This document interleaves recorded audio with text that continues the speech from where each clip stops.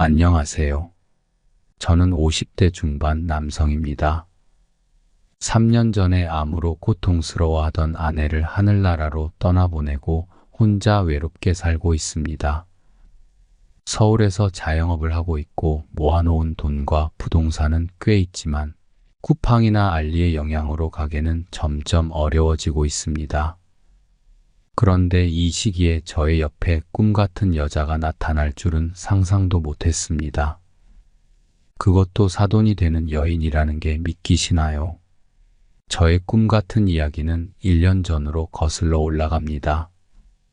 2023년 초 설날이 지나고 얼마 안 되어서였습니다. 1년 전에 결혼한 아들 부부는 혼전 임신으로 신혼여행을 못 다녀와서 이번 설 연휴에 3인 가족 여행을 다녀오겠다고 연차까지 써서 유럽 여행을 다녀왔습니다. 그래서 올해 설에는 혼자 쓸쓸하게 지내고 있었습니다. 그런데 설 연휴 끝날 무렵 아들이 급히 전화를 걸어와 점심에 서울역에 그의 장모님을 맞이하러 가달라고 했습니다. 저는 그분을 아들의 상견례와 결혼식에서 딱 2번 본 적이 있었습니다. 사돈분은 참 불쌍한 여자입니다. 올해 나이 45세인 그녀는 대학 1학년인 19세의 나이 많은 바람둥이 남편을 만나 임신하고 결혼하게 되어 며느리 연수를 낳았지만 결국 3년 만에 수도 없이 바람 피우고 술만 먹으면 그녀와 애를 괴롭히는 남편과 이혼하고 혼자 독하게 대학까지 다니면서 애를 키웠습니다. 물론 연수 외할머니의 도움을 받았지만 여자 혼자 애 키우는 게 그렇게 쉽겠어요? 있는 없는 소문과 눈치를 보며 힘들게 키웠죠. 애 아빠란 놈은 그 후로 연락 두절되어 연수와 제 아들 결혼식에도 나타나지 않았습니다. 그녀의 전공은 회계학이었고 성적도 출중해 대학 졸업하고 유명한 회계법인 사무실에 취직하게 되었습니다. 그 후 남자친구도 사귀고 했지만 연수의 아빠 트라우마 때문에 결국 헤어지고 홀로 며느리 연수를 키우게 되었습니다. 저의 아들과 며느리는 같은 국내 명문대 출신이고 아들보다 3살 어리지만 대학 동기이며 지금 둘은 모두 대기업에서 근무하고 있습니다. 우리 며느리는 참 예쁘고 말도 예의 바르게 예쁘게 하며 시아버지인 저한테도 공손하게 대하며 신경 많이 써주고 있습니다. 참 신기합니다. 어떻게 한부모 가정에서 저런 정 많은 애가 나올 수 있는지. 제가 한부모 가정 출신 분들을 비하하는 게 아니라 아무래도 충분한 사랑을 받지 못한 집안에서 자란 아이가 사랑을 베푸는 게 쉽지 않잖아요. 저의 착각일 수도 있습니다. 아무튼 며느리의 예쁜 행동 덕분에 저는 2번밖에 보지 못한 사부인에게 감사함과 좋은 인상이 가득했습니다.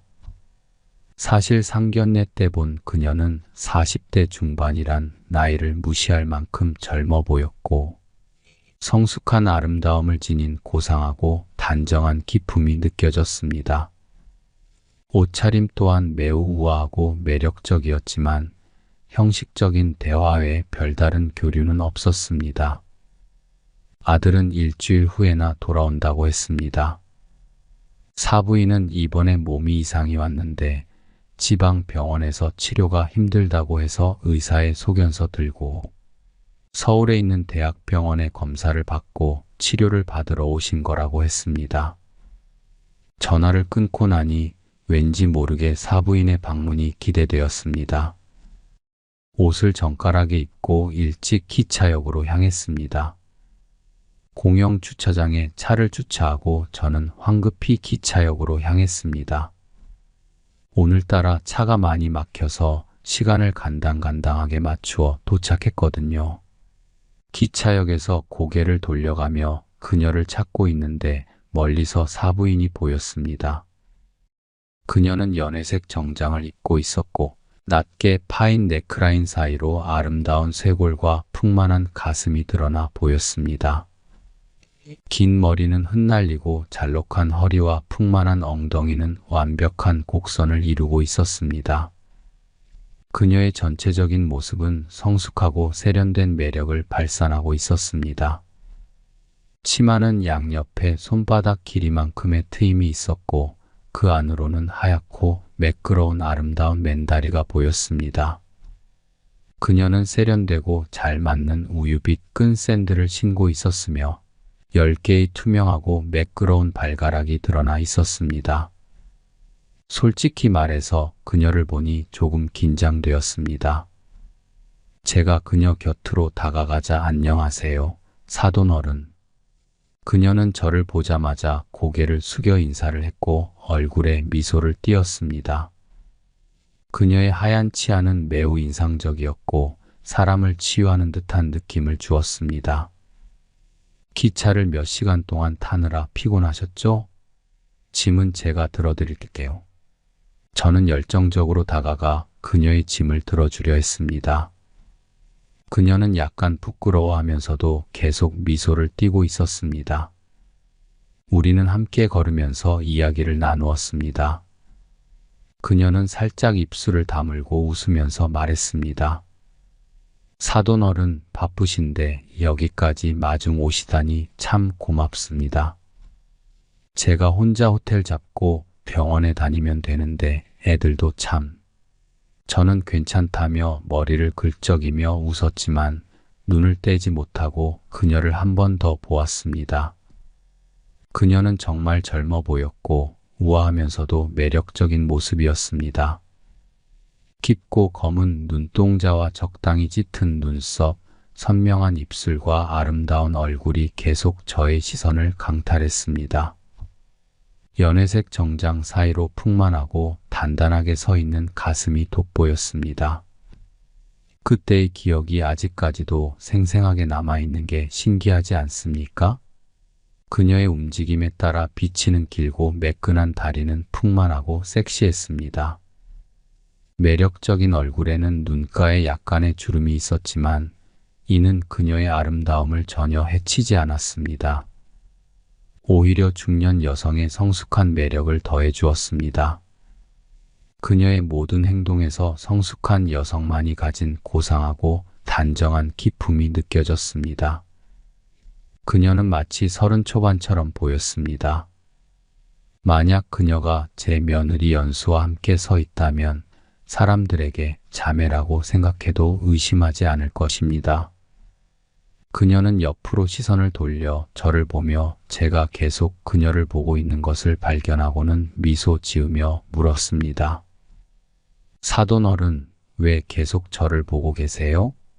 이렇게 젊은데 왜 재혼하지 않으셨어요?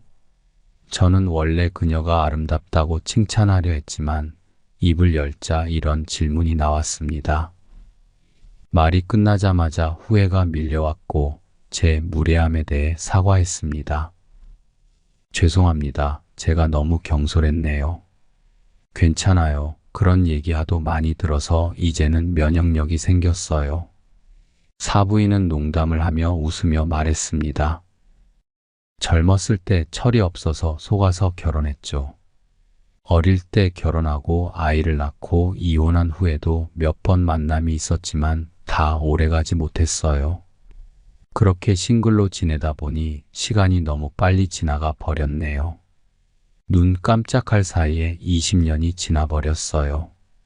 벌써 이렇게 나이가 들었네요. 그녀는 머리를 매만지며 말했습니다. 그녀의 모든 동작에서 매력이 넘쳤습니다.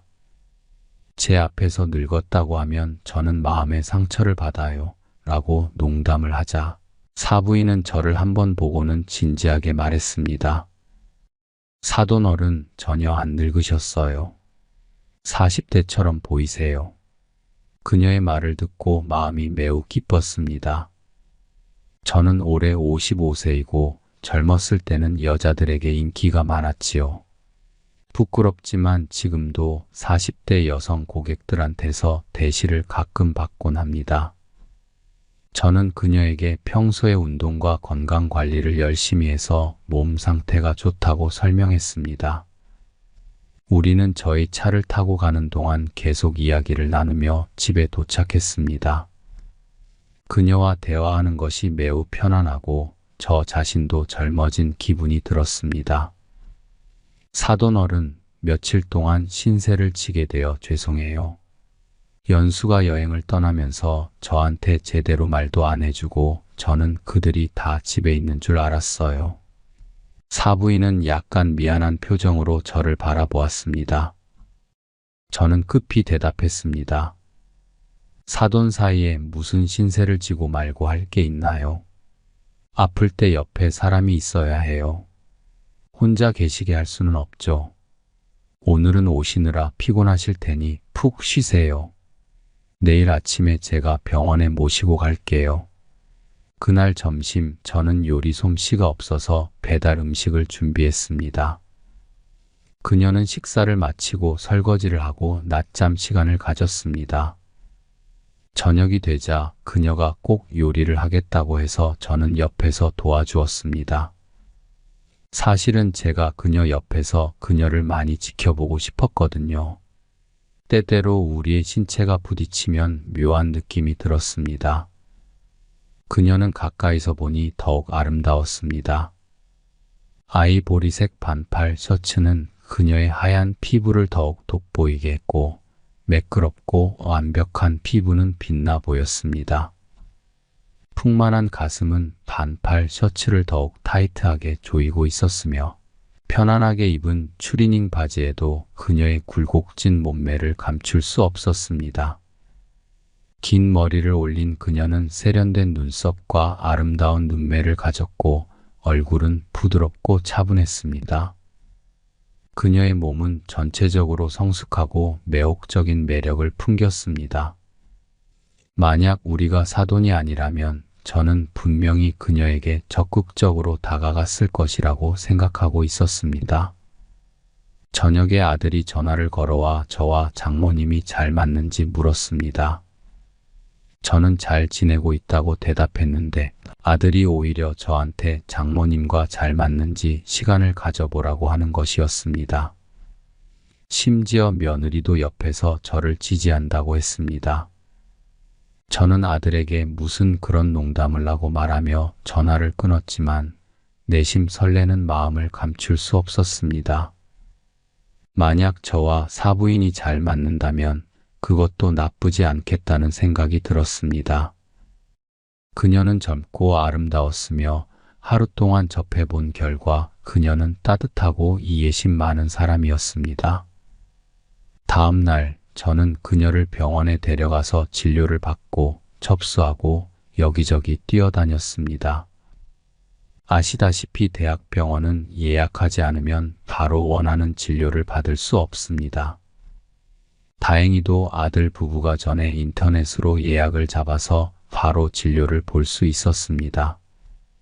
저는 그제서야 이 모든 것이 아들 부부의 의도가 담겨 있다고 느꼈습니다. 아니면 그들이 이렇게 똑똑한데 사부인을 혼자 상경하게 놔둘 리가 없죠. 하지만 아무것도 눈치채지 못한 그녀는 매우 감동하며 정말 다행히도 사돈어른이 같이 있어줘서 너무 고마워요. 혼자였으면 완전히 지쳤을 거예요. 라고 말했습니다. 오랜 검진 끝에 우리는 겨우 집으로 돌아왔습니다. 사부인은 옷을 갈아입을 틈도 없이 소파에 앉아 허리를 굽히며 자신의 손으로 가볍게 마사지를 시작했습니다. 그녀는 피곤한 듯 가끔씩 가벼운 신음을 내뱉었습니다. 정말로 몸이 많이 안 좋아 보였고 지쳐 보였습니다. 그녀의 작은 손이 투명하고 살구색의 긴 스타킹에 감싸인 풍만하고 매끄러운 다리를 부드럽게 문지르는 것을 보았습니다. 사부인, 제가 마사지 좀 도와드릴까요? 예전에 건강관리를 위해 마사지를 좀 배웠거든요. 어디가 아픈지 말해주시면 제가 좀 도와드릴게요. 저는 조심스럽게 물었습니다. 거절할 줄 알았던 그녀는 예상과 달리 그럼 사돈어른 부탁드려요.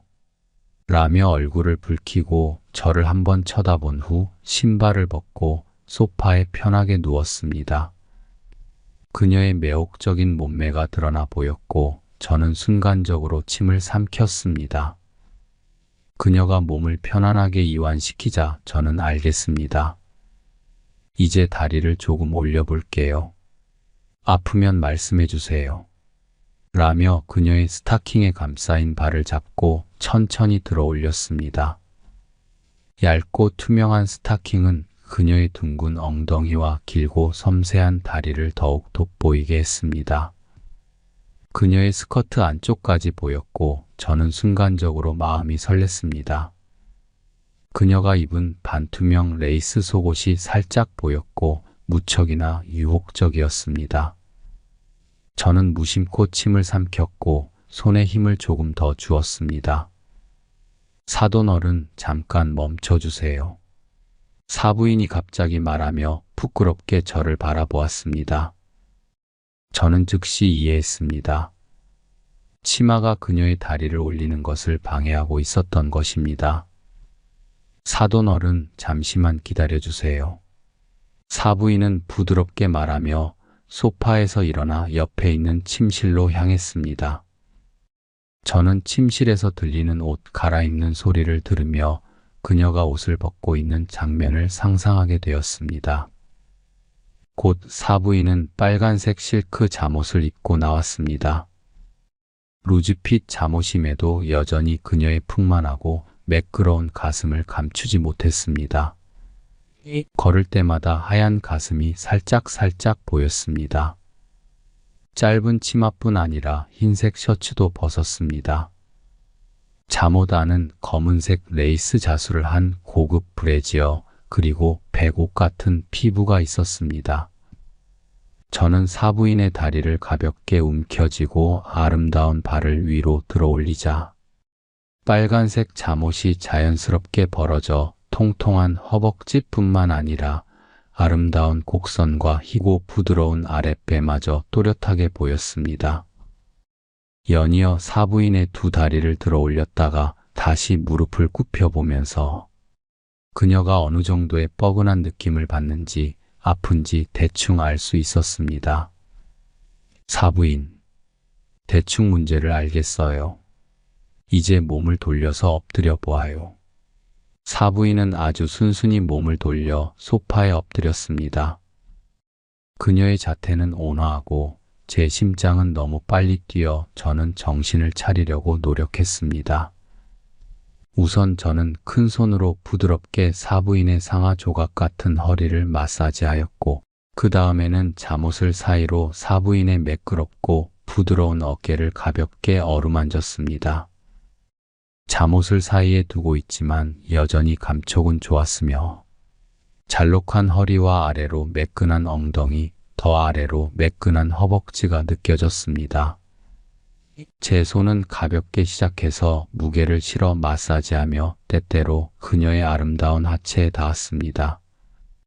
사부인의 숨결이 점점 균형을 잃어가고 있었습니다. 아마도 제 마사지 기술이 꽤 좋은 것 같습니다. 사실 그녀가 옷을 갈아입으러 갔을 때 저는 두 손을 열심히 문질러 따뜻하게 만들었습니다. 이 따뜻함을 통해 사부인의 몸에 전달되었습니다. 사부인은 몸과 마음이 모두 편안해졌습니다. 느낌이 어떠세요? 저는 다시 손을 문지른 후 사부인의 매끄럽고 부드러운 등을 마사지하며 물었습니다. 사부인은 기분 좋게 신음하며 아주 좋아요. 정말 편안해요. 남자의 큰 손으로 이렇게 부드럽고 정확하게 마사지를 받는 건 정말 오랜만이에요. 라고 속삭였습니다. 사부인은 제 큰 손이 그녀의 몸을 어루만지자 잠들었던 몸이 자연스럽게 깨어나고 알 수 없는 갈망이 생겨나는 것을 느꼈습니다. 쉽게 저려오는 종아리와 엉덩이도 활력 있게 마사지해야 사부인이 더 편안할 것입니다. 저는 미소를 지으며 말했습니다. 두 손으로 사부인의 다리를 어루만지기 시작하여 점차 위로 올라가며 그녀의 매끄러운 종아리를 눌렀고 이어서 그녀의 풍만하고 둥근 허벅지도 함께 문질렀습니다.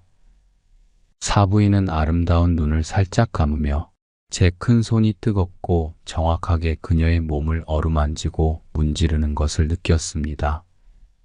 그러나 그녀는 이 애매한 즐거움을 멈추고 싶지 않아 했습니다. 저는 너무 서두르면 오히려 역효과가 날까 걱정되어 두 손을 옮겨 이번에는 사부인의 엉덩이 양옆을 목표로 마사지를 시작했습니다. 그녀의 피부는 매끄럽고 탄력이 넘쳤습니다. 그녀는 마치 제가 그녀의 마음 깊숙이 닿은 것처럼 외롭고 공허한 몸이 제 손길에 의해 가볍게 떨리는 것을 느꼈습니다. 그녀는 참을 수 없는 급한 숨을 내쉬며 허벅지 근육이 감정적으로 긴장되었고 더 이상 억누를 수 없어 크게 소리를 냈습니다. 사돈어른. 그녀의 몸은 약간 경련을 일으키며 숨소리가 거칠어지는 것을 느꼈습니다. 사부인 기분이 어떠세요? 사부인은 몸을 옆으로 돌려 옆으로 누운 채로 다리를 웅크리고 섬세한 손으로 제 손을 꽉 잡았습니다. 그녀의 아름다운 눈은 부끄럽고 매혹적으로 저를 바라보며 부드럽게 속삭였습니다. 아주 편안해요. 이렇게 마사지를 받으면 앞으로는 제 허리와 다리가 아프지 않겠죠? 일반적으로 여자는 30이 넘으면 칼슘이 부족해지기 쉬워요. 앞으로 사부인은 음식으로 칼슘을 충분히 보충해야 해요. 예를 들어 우유, 계란, 생선 같은 음식은 칼슘이 풍부하답니다. 제가 걱정스레 말했습니다.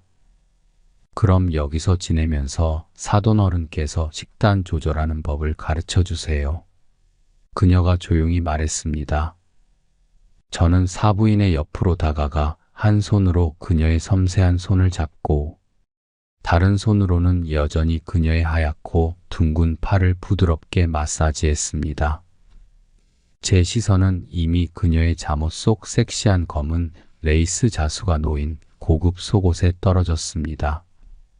사돈어른이 마사지를 해주니 정말 편안하네요. 앞으로 자주 부탁드릴게요. 사부인은 그녀의 마음이 소용돌이치는 것을 느끼며 제 시선이 그녀의 풍만한 가슴 위를 맴도는 것을 알아차렸습니다. 하지만 그녀는 모르는 척하며 이 애매한 분위기 속에서 제 마사지를 받고 있었습니다. 저는 그녀가 이 금기된 감각과 자극을 즐기는 것을 느꼈습니다. 그러나 저는 동시에 그녀가 무언가 두려워한다는 것을 느꼈습니다. 저는 사부인의 부끄러워하면서도 매혹적인 모습을 감탄하며 바라보았습니다. 그녀의 피부는 눈처럼 하얗고 약간의 화장이 그 매력을 더욱 돋보이게 했습니다. 이게 어디 40 중반 여성의 모습인가요? 저는 몸을 숙여 사부인의 풍만하고 부드러운 몸을 단단히 껴안고 싶었습니다. 당장이라도 그녀를 강제로 제 것으로 만들고 싶었지만 그렇게 하면 어떤 결과가 올지 알 수 없었습니다. 사돈어른, 당신이 해주는 마사지가 너무 좋았어요. 하지만 오늘은 여기까지만 해주세요. 우리에게 시간이 충분히 많아요.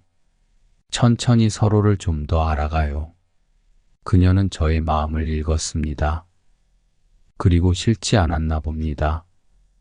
하지만 그녀는 마지막 방어선을 굳게 지키며 부끄럽고 애처로운 표정으로 간절히 부탁했습니다. 이런 여성에게는 서서히 조금씩 그녀의 마음 깊숙한 곳에 베일을 벗겨내야 할지도 모르겠네요. 저는 고개를 끄덕이며 그녀에게 마사지를 마무리했습니다. 며칠 후에야 검사 결과가 나오기도 하고 그녀는 아들 부부가 돌아오기를 기다리며 가족과 함께 시간을 보내고 싶어 하니 당분간 돌아가지 않을 겁니다. 이렇게 해서 저는 사부인과 며칠을 함께 지냈습니다. 우리는 함께 마트에 가서 장을 보고 함께 요리를 하고 집안일을 했습니다. 또 함께 TV를 보기도 하고 산책을 하기도 했습니다. 심지어 오랜만에 영화를 보고 싶다고 하니 그녀도 흔쾌히 응하여 함께 영화도 한 편 보고 왔습니다. 저는 정말 행복했습니다. 이런 기분은 진짜 얼마만인지 모릅니다. 우리는 마치 부부처럼 지냈습니다. 공원에서 운동하는 노인들은 그녀를 제가 새로 찾은 연인으로 생각하며 우리를 농담거리로 삼았습니다. 저는 웃으며 해명하지 않았고 그녀도 해명하지 않았습니다. 사돈어른, 왜 아까 그분들에게 해명하지 않았나요? 제가 당신의 사돈이라고요? 사부인이 웃으며 물었습니다. 저는 웃으며 반문했습니다. 사부인은 왜 해명하지 않았나요? 저와 연인이 되는 것이 좋은가요? 그녀는 얼굴이 갑자기 빨개지며 고개를 숙였고 무언가를 생각하는 듯 했습니다. 우리 한번 해볼까요? 저는 기회를 틈타 말했습니다. 뭘 해봐요? 그녀가 고개를 들며 물었습니다. 함께 지내는 거요. 우리가 함께 지내면 함께 애들을 도와 손주도 돌보고 연수도 멀리 홀로 떨어져 있는 엄마 걱정도 없고 우리 둘이 정말 잘 어울리지 않나요? 그녀는 그런가요? 라고 말하며 활짝 웃었습니다. 우리는 눈을 맞추며 공기가 온기로 가득 찼습니다. 말이 통하자 두 사람 모두 마음이 편해졌습니다. 저녁 식사 때 우리는 꽤 많은 술을 마셨습니다. 그녀는 술이 약해 얼굴이 붉어졌고 저는 그 모습을 보고 넋을 잃고 바라봤습니다. 사돈어른, 왜 저를 그렇게 보세요? 그녀는 매혹적으로 웃으며 물었고 저는 마음이 흔들렸습니다. 우리는 소파에 나란히 앉아 있었고 그녀가 가까이 있어서 그녀의 향기를 맡을 수 있었습니다. TV에서는 무언가 방송되고 있었지만 하나도 안 들렸습니다. 사부인, 당신은 정말 아름다워요. 제가 말했습니다. 왜 그렇게 사람을 빤히 쳐다봐요? 그녀가 투정을 부리며 장난스럽게 주먹을 들어 저를 때리려 했습니다. 저는 그녀의 손을 잡았고 그녀의 손은 부드럽고 섬세했습니다. 그녀는 거부하지 않고 오히려 제 품에 머리를 기대었습니다. 저는 그녀를 꼭 안으며 말했습니다. 솔직히 말해, 당신의 온기가 나를 어쩔 수 없게 만들어요. 오랜만에 이런 감정을 느끼니 제 심장은 더 빨리 뛰고 머리도 완전히 빠져드는 것 같아요. 저는 더 이상 참지 않고 그녀의 얼굴에 키스했습니다. 그녀의 얼굴은 잘 익은 빨간 사과처럼 붉어졌고 그녀는 눈을 감은 채 미소를 띠고 있었습니다. 저는 그녀가 오랫동안 외로웠다는 것을 알았습니다. 결국 그녀도 오랫동안 혼자였으니까요. 그녀의 얼굴에 떠오른 미소는 긴장과 흥분, 그리고 기대를 나타내고 있었습니다. 저는 더 이상 망설이지 않고 그녀의 다른 부위에도 키스를 이어갔습니다.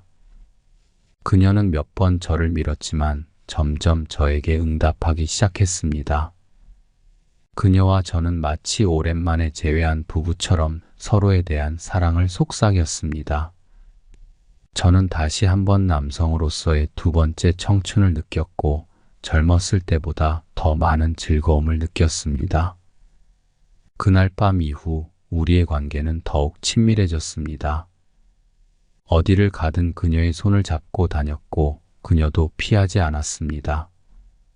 공원에서 우리를 아는 주민들이 우리가 손잡고 나타나는 모습을 보고는 눈이 휘둥그레졌습니다.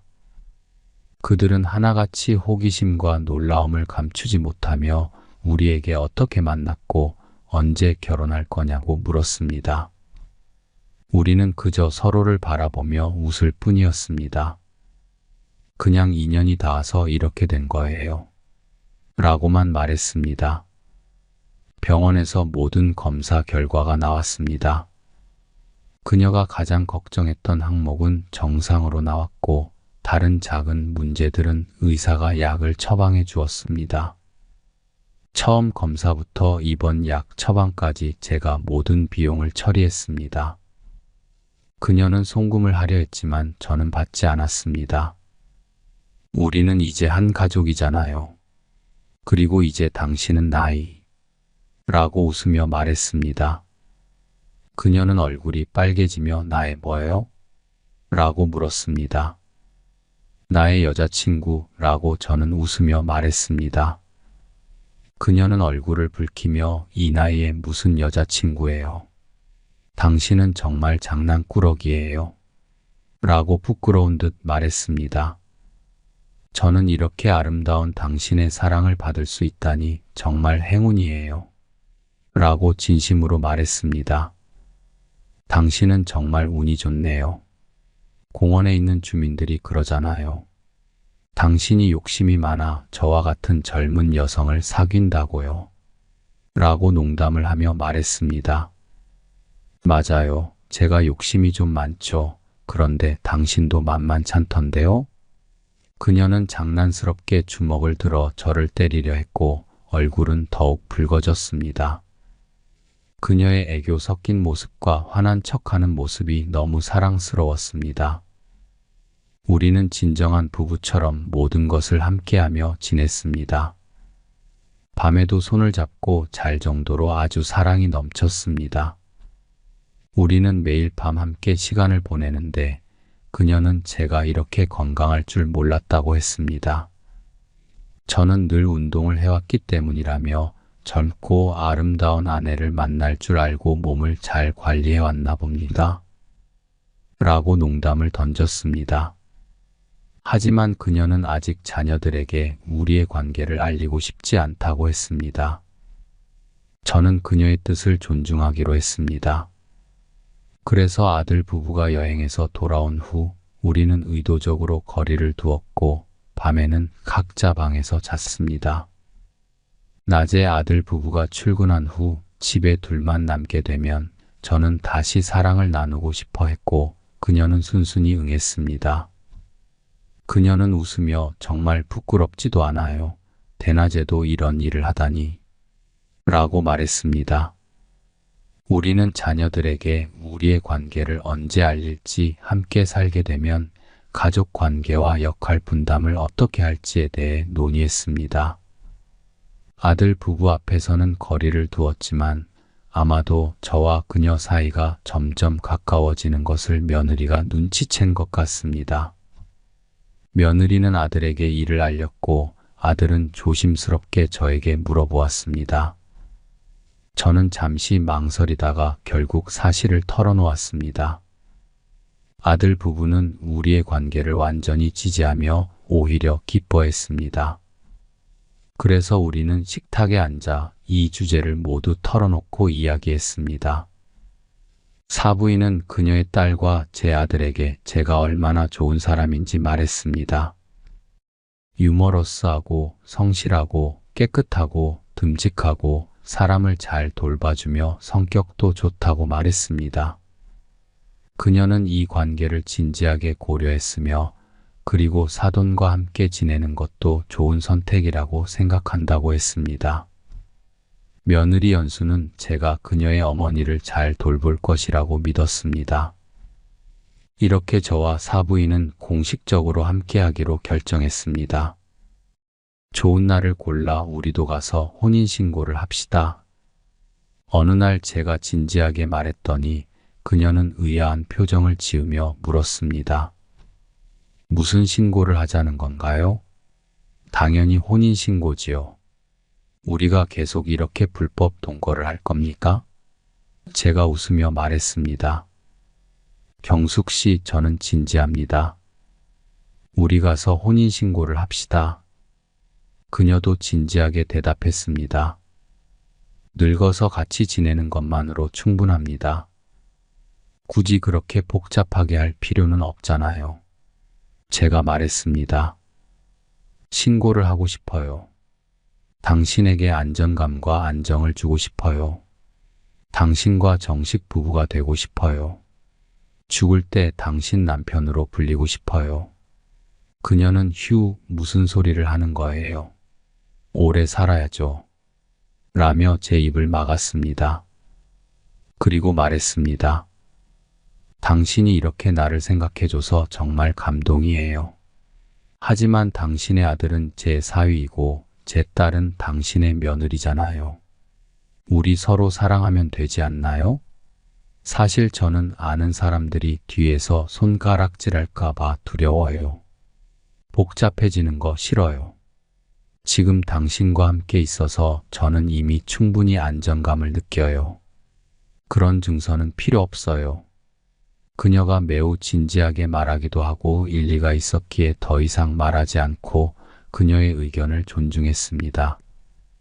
하지만 한 달 후 그녀는 생리가 오지 않아서 혹시 조기 폐경이 왔는지 산부인과에 가서 검사했는데 뜻밖의 임신했다는 말을 들었습니다.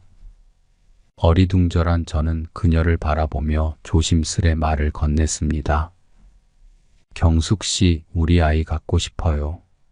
그녀는 저를 째려보더니 결국 아무 말 하지 않았습니다. 산부인과를 나오는데 그녀는 저의 팔을 잡고 안쪽 속살을 비틀며 말을 했습니다. 제가 피임 잘하자고 했잖아요. 이 나이에 아이 낳는다니 나 뜨거워서 어디 다니겠어요? 저는 팔 안쪽에서 오는 아픔을 참으며 이 나이가 어때서요? 요즘 고령 임산부 얼마나 많은데요. 제발 당신과 우리 아기 키우고 싶어요. 라며 애원했습니다.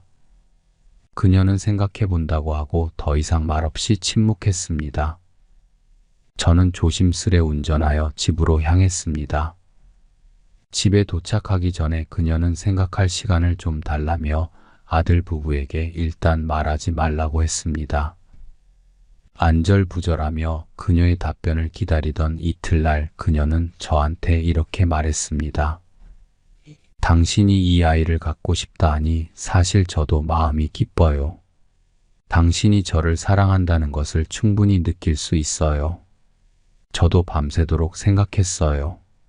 저는 나이도 있고 몸도 좋지 않아서 이 아이를 낳고 키울 자신이 없어요. 하지만 당신이 그렇게 원한다면 어떻게든 노력해 볼게요. 정말 미안해요. 제가 생각이 짧았어요. 기쁜 마음에 그렇게 깊게 생각 못했어요. 당신이 밤새 잠도 못 자고 고민했을 거라고 생각하니 마음이 좋지 않네요. 그래도 나를 위해 이런 결정을 해줘서 너무 고마워요. 저는 이제야 그녀의 마음을 이해하고 자책감이 들었습니다. 아니에요. 사실 저도 우리 아이 생겼다고 들었을 때 처음에는 혼란스러웠지만 당신과 사랑의 결실이 생겼는데 어찌 안 기쁘겠어요? 약속해요. 당신이 저를 많이 도와주면 우리 이 아이 이쁘게 키워봐요. 약속할게요. 날 믿죠? 절대로 당신 혼자 힘들게 하지 않을 거예요. 저는 그녀를 꼭 안으며 그녀와 아이를 잘 돌보겠다고 맹세했습니다. 아들 부부가 처음에 임신 소식을 들었을 때는 당황스러워했지만 엄마 아빠의 사랑의 결실을 축하해주며 함께 딸아이의 탄생을 기다렸습니다.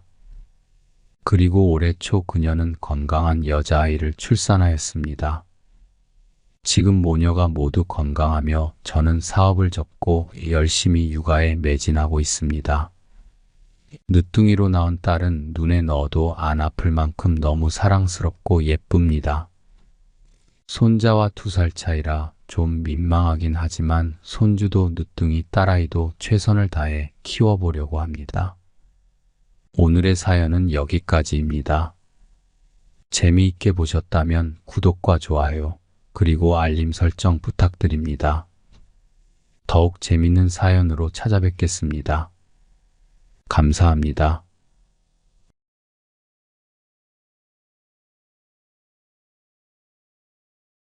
아버지는 종종 낮이든 밤이든 여자들을 불러들였으니까요. 어려서부터 저는 그 장면들을 완전히 이해하지도 못한 채 보아왔습니다. 다만 이제는 저도 성인이 되었고 여자친구와 그런 관계를 맺어본 적이 있기에 어느 정도 상황을 짐작은 할 수 있었습니다. 그날 방문 틈새로 새어나오는 소리는 뚜렷했습니다. 일본에서 만든 성인 영상 특유의 신음소리 같았고 그 소리에 묻혀 아버지와 함께 있는 여자의 신음도 희미하게 섞여 있었습니다. 저는 발소리를 줄이며 조심스럽게 1층 복도를 지나갔습니다.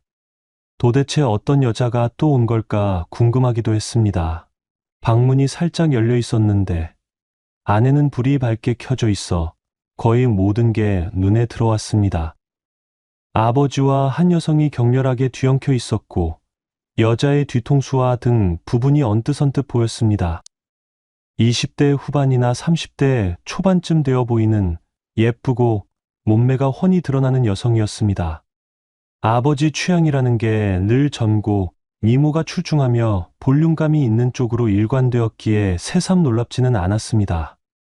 문제라면 제가 그 광경을 직접 목격하고 있다는 사실이었습니다. 저는 알면서도 계속 보고 있었고 이상한 긴장감과 욕망이 뒤섞여 온몸에 소름이 돋았습니다. 안녕하세요. 사연사무소에 오신 것을 환영합니다. 오늘의 사연입니다.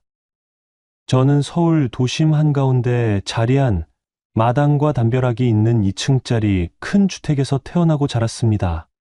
흔히들 도심 속 별장 같다고 부러워할 만한 집이었고 대문과 주차장까지 따로 있어서 저도 어린 시절엔 꽤나 잘 사는 집 아이라는 인식을 주변에서 받았습니다. 물론 그때는 어린 마음에 그런 걸 잘 몰랐습니다. 그저 우리 집이 조금 넓고 마당에 풀과 꽃이 많다는 사실이 좋았을 뿐이었습니다. 할아버지는 재산이 꽤 많으셨고 그중 일부를 아버지에게 물려주셨습니다. 아버지는 그 재산을 기반으로 사업을 시작하셨고 아주 큰 성공까진 아니어도 적어도 주변에서 부자라는 소리는 들을 정도로 살림을 잘 꾸려나가셨습니다. 형과 저는 아버지를 마음속 깊이 존경하거나 따르지 않았습니다. 어릴 때부터 아버지가 보여주신 모습 어머니에 대한 무관심과 바람, 그리고 가정폭력이 우리를 병들게 했기 때문입니다. 다만 아버지 앞에서 아무 내색도 못했던 건 저희가 아직 어리기도 했고 무엇보다 재산 문제 때문에라도 노골적인 반감을 드러낼 수 없었던 측면이 컸습니다. 어머니와 아버지는 제가 중학생일 때 결국 이혼하셨습니다. 이유는 모두가 알다시피 아버지의 바람, 그리고 폭력이었습니다. 어머니는 다른 남자를 만나 재혼했고 거기서 자녀 둘을 더 낳았습니다. 저와 형에 대한 관심은 거의 끊기다시피 했습니다. 물론 어머니 입장에서도 여러 사정이 있었겠지만 그 어린 시절에 저는 우리는 버려졌구나라는 생각에 꽤 깊은 상처를 입었습니다. 그 후로 우리 형제의 양육은 사실상 방치 상태였습니다. 아버지는 사업에 몰두하고 집에선 종종 여자들을 불러들였습니다. 제게나 형에게 특별히 애정을 쏟으려고 하지 않았고 그저 생활비나 학비 같은 금전적 지원을 해주는 데서 역할이 끝나는 듯 했습니다. 집안일은 따로 고용된 40대 아주머니가 맡아서 해주셨습니다. 요리는 물론 집안 청소와 빨래까지 도맡아 주셨고 형과 저는 거의 밥벌레처럼 지낼 때도 있었지요. 형은 저보다 4살이 많습니다. 일찍 사회에 나가고 싶었던 형은 아버지가 대준 돈으로 작은 사업을 시작했습니다.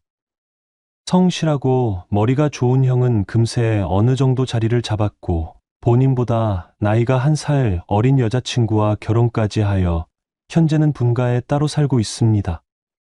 형은 저에 비해 꽤 적극적이고 추진력도 강했던 터라 아버지와도 비교적 교류가 잦았습니다. 물론 형도 마음 한구석엔 아버지에 대한 반감이 있었지만 어쨌든 돈 문제와 미래를 위해 구역구역 왕래를 했던 듯합니다.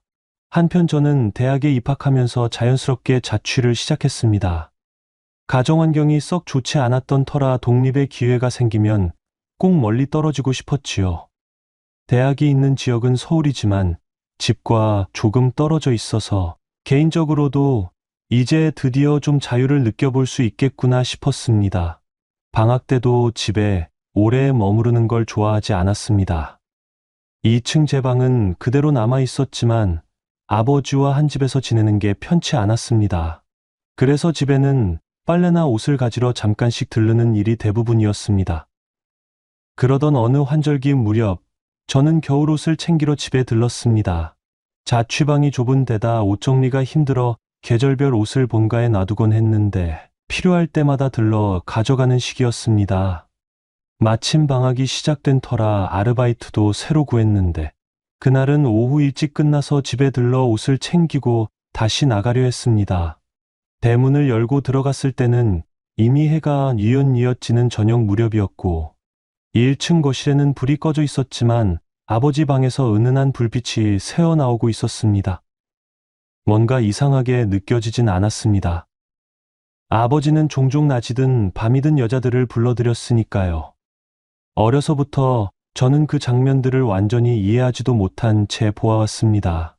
다만 이제는 저도 성인이 되었고 여자친구와 그런 관계를 맺어본 적이 있기에 어느 정도 상황을 짐작은 할 수 있었습니다. 그날 방문 틈새로 새어나오는 소리는 뚜렷했습니다. 일본에서 만든 성인 영상 특유의 신음소리 같았고 그 소리에 묻혀 아버지와 함께 있는 여자의 신음도 희미하게 섞여 있었습니다. 저는 발소리를 줄이며 조심스럽게 1층 복도를 지나갔습니다. 도대체 어떤 여자가 또 온 걸까 궁금하기도 했습니다. 방문이 살짝 열려 있었는데 안에는 불이 밝게 켜져 있어 거의 모든 게 눈에 들어왔습니다. 아버지와 한 여성이 격렬하게 뒤엉켜 있었고 여자의 뒤통수와 등 부분이 언뜻언뜻 보였습니다. 20대 후반이나 30대 초반쯤 되어 보이는 예쁘고 몸매가 훤히 드러나는 여성이었습니다. 아버지 취향이라는 게 늘 젊고 미모가 출중하며 볼륨감이 있는 쪽으로 일관되었기에 새삼 놀랍지는 않았습니다. 문제라면 제가 그 광경을 직접 목격하고 있다는 사실이었습니다. 저는 알면서도 계속 보고 있었고 이상한 긴장감과 욕망이 뒤섞여 온몸에 소름이 돋았습니다. 더 이상은 안 되겠다. 이거 계속 보면 큰일 나겠는데. 저는 마음속으로 생각하며 살그머니 2층으로 올라갔습니다. 괜히 아버지와 마주치고 싶지 않았습니다. 제 방에 들어가 얼른 겨울옷을 챙기고 그대로 집을 빠져나왔습니다. 밤 공기를 쐬니 정신이 조금 맑아졌습니다. 아르바이트를 하며 종종 스트레스를 풀려면 결국 친구들이 있는 곳으로 가야 했습니다. 아버지의 방에서 본 낯선 장면이 머릿속을 어지럽히기도 했고 혼자 있으면 괜한 상상과 분노가 치밀어 오를 것 같았습니다. 그 후 어느 날 늦은 밤 저는 친구들과 함께 클럽을 찾았습니다. 원래 자주는 안 가지만 그때 당시엔 좀 격하게 울며 마음을 풀고 싶었습니다. 친구들과 테이블을 잡고 술을 시키고 춤을 즐기는 사람들을 구경했습니다. 열기 넘치는 조명 아래 신나게 춤추는 여성들이 여럿 보였고 그중 유독 눈에 띄는 여성이 한 명 있었습니다. 나이는 28이나 9쯤 되어 보였습니다. 옷차림이 꽤 섹시했고 춤을 아주 잘 추었습니다. 주위 남자들이 다들 그 여인을 에워싸듯 접근했지만 그녀는 너무 달갑게 여기는 기색은 아니었습니다. 클럽에 오는 사람들도 여러 유형이 있으니까요. 원나잇을 즐기러 온 이들도 있고 그냥 춤만 신나게 추다가 술 한두 잔 얻어마시고 가는 이들도 있습니다. 저는 직감적으로 이 여자는 후자에 가까운 느낌이라고 생각했습니다. 저는 원나잇을 무작정 즐기는 편은 아니었습니다. 어쩌다가 분위기에 휩쓸릴 때도 있지만 사실 누구에게나 쉽게 몸을 허락하는 상대에겐 그렇게 끌리지는 않습니다. 그런데 저 여자는 쉽지 않을 것 같다는 느낌이 더해졌고 동시에 상당히 매력적이라 더 관심이 갔습니다. 저는 살짝 취기가 올라 있긴 했지만 제 몸을 추스르고 그녀에게 다가가 춤 동작을 맞추기 시작했습니다. 제법 뻔뻔하게 그런데 지나치지 않게 접근하는 게 중요합니다. 클럽에선 대부분의 남자들이 과하게 들이대다 실수를 하곤 합니다. 저는 춤을 어느 정도 추고 제 외모를 믿는 편입니다. 키가 180이 넘고 어릴 때부터 운동을 해서인지 체격도 준수한 편이고 주변에서 잘생겼다라는 소리를 자주 들었습니다. 그녀가 저를 처음엔 별다른 표정 없이 보다가 조금 시간이 지나자 이쪽을 슬쩍 쳐다보며 춤 동작으로 호응을 해주기 시작했습니다. 이게 클럽의 묘미지요. 나는 그녀의 리듬에 맞추고 그녀는 제 호흡에 따라 반응을 주는 그 순간이 묘하게 흥분되고 즐겁습니다. 어느 정도 합이 맞았다고 느껴질 때 저는 제 테이블에 같이 가서 술 한잔 하자고 권했습니다. 그녀는 잠시 고민하는 듯 했지만 이내 고개를 끄덕였고 그 길로 함께 테이블로 이동했습니다. 마침 친구들은 다들 다른 테이블에 부킹을 하거나 춤을 추러 가서 자리를 비운 상태였습니다. 저는 그녀에게 무슨 술 좋아하시나요? 하고 물었습니다. 그녀는 보드카 베이스 칵테일을 말했습니다. 그래서 저는 칵테일과 간단한 안주를 주문했고, 그렇게 우리는 대화를 시작했습니다. 혼자 오셨죠? 제가 첫 질문을 던지자 그녀는 조금 의아한 듯 눈길을 주었습니다. 사실 보는 순간 혼자 오신 것 같다고 직감했어요. 제 눈이 좀 정확한 편이거든요. 라는 식으로 저는 말을 이었습니다. 그러자 그녀가 웃으며 맞아요. 오늘은 그냥 기분 전환 삼아 왔어요. 라고 답했습니다. 대화를 나눠보니 그녀는 의외로 차분했습니다. 겉모습은 화려하고 춤을 잘 추길래 굉장히 활달할 줄 알았는데 대화를 이어갈수록 조용하고 신중한 면이 돋보였습니다. 저는 그녀가 스스로를 많이 지키고 있다는 느낌을 받았습니다. 호기심이 생겼고 뭔가 더 알고 싶어졌습니다. 물론 처음부터 큰 욕심을 낸 건 아니지만 가능하다면 연락처라도 교환하고 싶었죠. 1시간 정도 흘렀을까 그녀가 먼저 그만 가봐야 할 것 같다며 자리를 뜨려 했습니다. 저는 아쉬운 마음에 그러면 전화번호 정도는 알 수 있을까요? 라고 물었습니다. 그녀는 잠시 고민하다가 번호를 알려주었고 저는 심장이 두근거렸습니다. 그리고 집에 모셔다 드릴까요? 했는데 그녀는 택시로 가겠다면서 거절했습니다. 그래서 저는 바깥까지 함께 나가 택시를 잡아주었고 그녀가 떠나는 모습을 보면서 쉽지 않은 사람이구나 하고 생각했습니다. 그 후 며칠 뒤 저는 망설이다가 문자로 안부를 물었습니다. 의외로 그녀는 꽤 부드럽게 화답했습니다. 하지만 제가 언제 한번 뵈어요라며 만남을 청할 때마다 그녀는 일정을 핑계로 슬쩍 피했습니다. 어찌 보면 아주 예의 바른 거절 같기도 했습니다. 그러다 보니 제 자존심이 좀 상하더군요.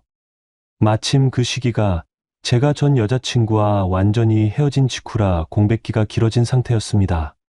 오기가 발동해서라도 어떻게든 만나보고 싶은 마음이 커졌습니다. 한편으로는 제가 아직 대학생이라는 점, 즉 경제적으로 자립을 온전히 못했다는 점이 이 여자의 마음을 움직이지 못하는 이유 중 하나가 아닐까 싶었습니다. 그러던 어느 날 예상치 못하게 그녀에게서 먼저 문자가 왔습니다. 오늘 퇴근 후 시간이 되면 볼 수 있어요? 라는 내용이었습니다.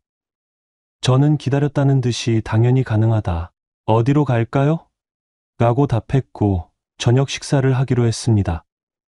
그녀가 일하는 곳은 유명 로펌 사무실이었는데 저는 로펌 사무직이면 되게 바쁘실 것 같다고 했더니 그녀는 살짝 한숨을 쉬었습니다. 그날 식당에서 그녀를 만났을 때 그녀는 분위기가 무척 다운되어 있었습니다. 저는 무슨 일 있으세요? 라고 물었고 그녀는 잠시 말문을 열지 않았습니다. 한참 지나고 나서야 그녀는 마음을 털어놓았습니다. 사실 나 남자친구가 있는데 나이가 좀 많아요. 한참 윗사람이죠. 그 사람이랑 결혼하고 싶었는데 그 사람은 결혼을 거부해요. 게다가 다른 여자가 있는 것 같아요. 저는 솔직히 묘하게 기분이 안 좋았고 동시에 의문이 생겼습니다. 나이가 많은데다 여자 문제가 있는 사람이면 그냥 빨리 정리하면 되지 않을까? 라는 생각이었죠. 그래서 속내를 조금 드러내며 물었습니다. 아니, 그런 남자를 왜 만나는 건데요? 그녀는 쓸쓸한 표정으로 웃으며 말했습니다. 난 다시 가난하게 살고 싶지 않거든요. 그 사람은 이미 성공한 사업가예요. 나한테는 큰 경제적 안정감이 되죠. 그 말을 듣고 저는 약간 허탈했습니다. 그러나 곧장 우리 집도 잘 살아요. 나랑 사귀면 되잖아요. 라며 반쯤 농담 비슷하게 던졌습니다. 물론 제가 아직 학생이라는 게 약점이라 느껴졌습니다. 그녀는 제 말을 듣고 피식 웃으며 아직 어려 보이는데라고 했습니다. 저는 조금 억울했습니다. 아니, 그분은 훨씬 나이가 많은 남자이고 난 나이가 어린데 왜 그건 안 돼요? 둘 다 극단적이긴 해도 내가 더 어리지 않나요? 그만큼 시간도 많고 미래가 있잖아요. 이런 식으로 대화를 주고받는 사이 어느샌가 술잔이 몇 번 오갔고 그녀의 표정도 전보다는 밝아졌습니다. 그러다 분위기가 무르익으니 자연스럽게 제가 그녀에게 키스를 시도하게 되었습니다. 살짝 취기가 올라있던 저와 원래부터 마음이 어지러워 보였던 그녀 사이에는 긴장감과 묘한 끌림이 뒤섞여 있었습니다. 그 순간만큼은 그녀도 저를 거부하지 않았습니다. 숨막히는 침묵이 뒤따랐고 이내 우리는 근처 모텔로 자리를 옮겼습니다. 직접 경험해보니 그녀는 확실히 나이에 걸맞게 남자를 다루는 법을 알고 있었습니다. 몸매가 좋고 거기다 적당한 노련함까지 더해져서 저 또한 굉장히 강렬한 감정을 느꼈습니다. 사실 저는 아직 경험이 풍부한 편은 아니었기에 그녀와의 깊은 스킨십은 제게 여러 면에서 충격처럼 다가왔습니다. 몸의 즐거움뿐 아니라 이런 여자가 나한테 마음을 줄 수도 있구나라는 이상한 우쭐함 같은 감정도 들었습니다. 이후로 저와 그녀는 애인 같은 사이가 되었습니다. 하지만 명확히 연인이라고 부르기는 애매했습니다. 가장 큰 이유는 그녀에게 기존 남자친구가 있다는 사실이었습니다. 그녀는 그 남자를 나이 많은 사업가라고만 말했는데 저도 그냥 그런가 보다 하고 넘겼습니다. 그녀가 완전히 그 사람이랑 정리하긴 힘들 것 같다. 미안해요라고 말할 때마다 제 안에는 이상한 불안감이 싹 텄습니다. 그래도 그녀가 저와 함께 있을 땐 분명 즐거워 보였고 스킨십도 먼저 애정 표현을 해줄 정도였습니다. 하지만 가끔씩 제가 주말에 어디 갈까라고 하면 그녀는 그 사람을 만나야 한다거나 오늘은 약속이 있다고 연락을 끊어버렸습니다. 그럴 때면 저는 참담했습니다.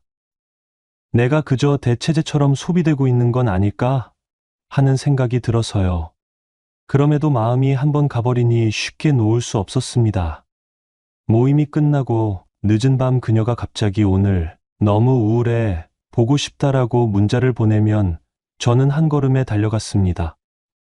아마 그 사람이 그녀에게 소홀하거나 기분 나쁜 일을 만들어서 결국 그녀가 저를 찾았던 걸지도 모르겠습니다. 그러다 보니 저도 조금씩 지쳐갔습니다. 사실 이런 식으로 만나는 연애라면 차라리 또 다른 사람을 찾아보는 게 낫겠다고 생각할 때도 있었지만 쉽게 정리가 되지 않았습니다. 그녀는 제게 어느 정도 성인으로서의 즐거움과 묘한 흥분을 알려주었고 또 때때로는 누나처럼 살갑게 챙겨주기도 했습니다. 제겐 그런 부분이 매력적으로 다가왔습니다. 결국 그녀가 먼저 연락을 끊었습니다.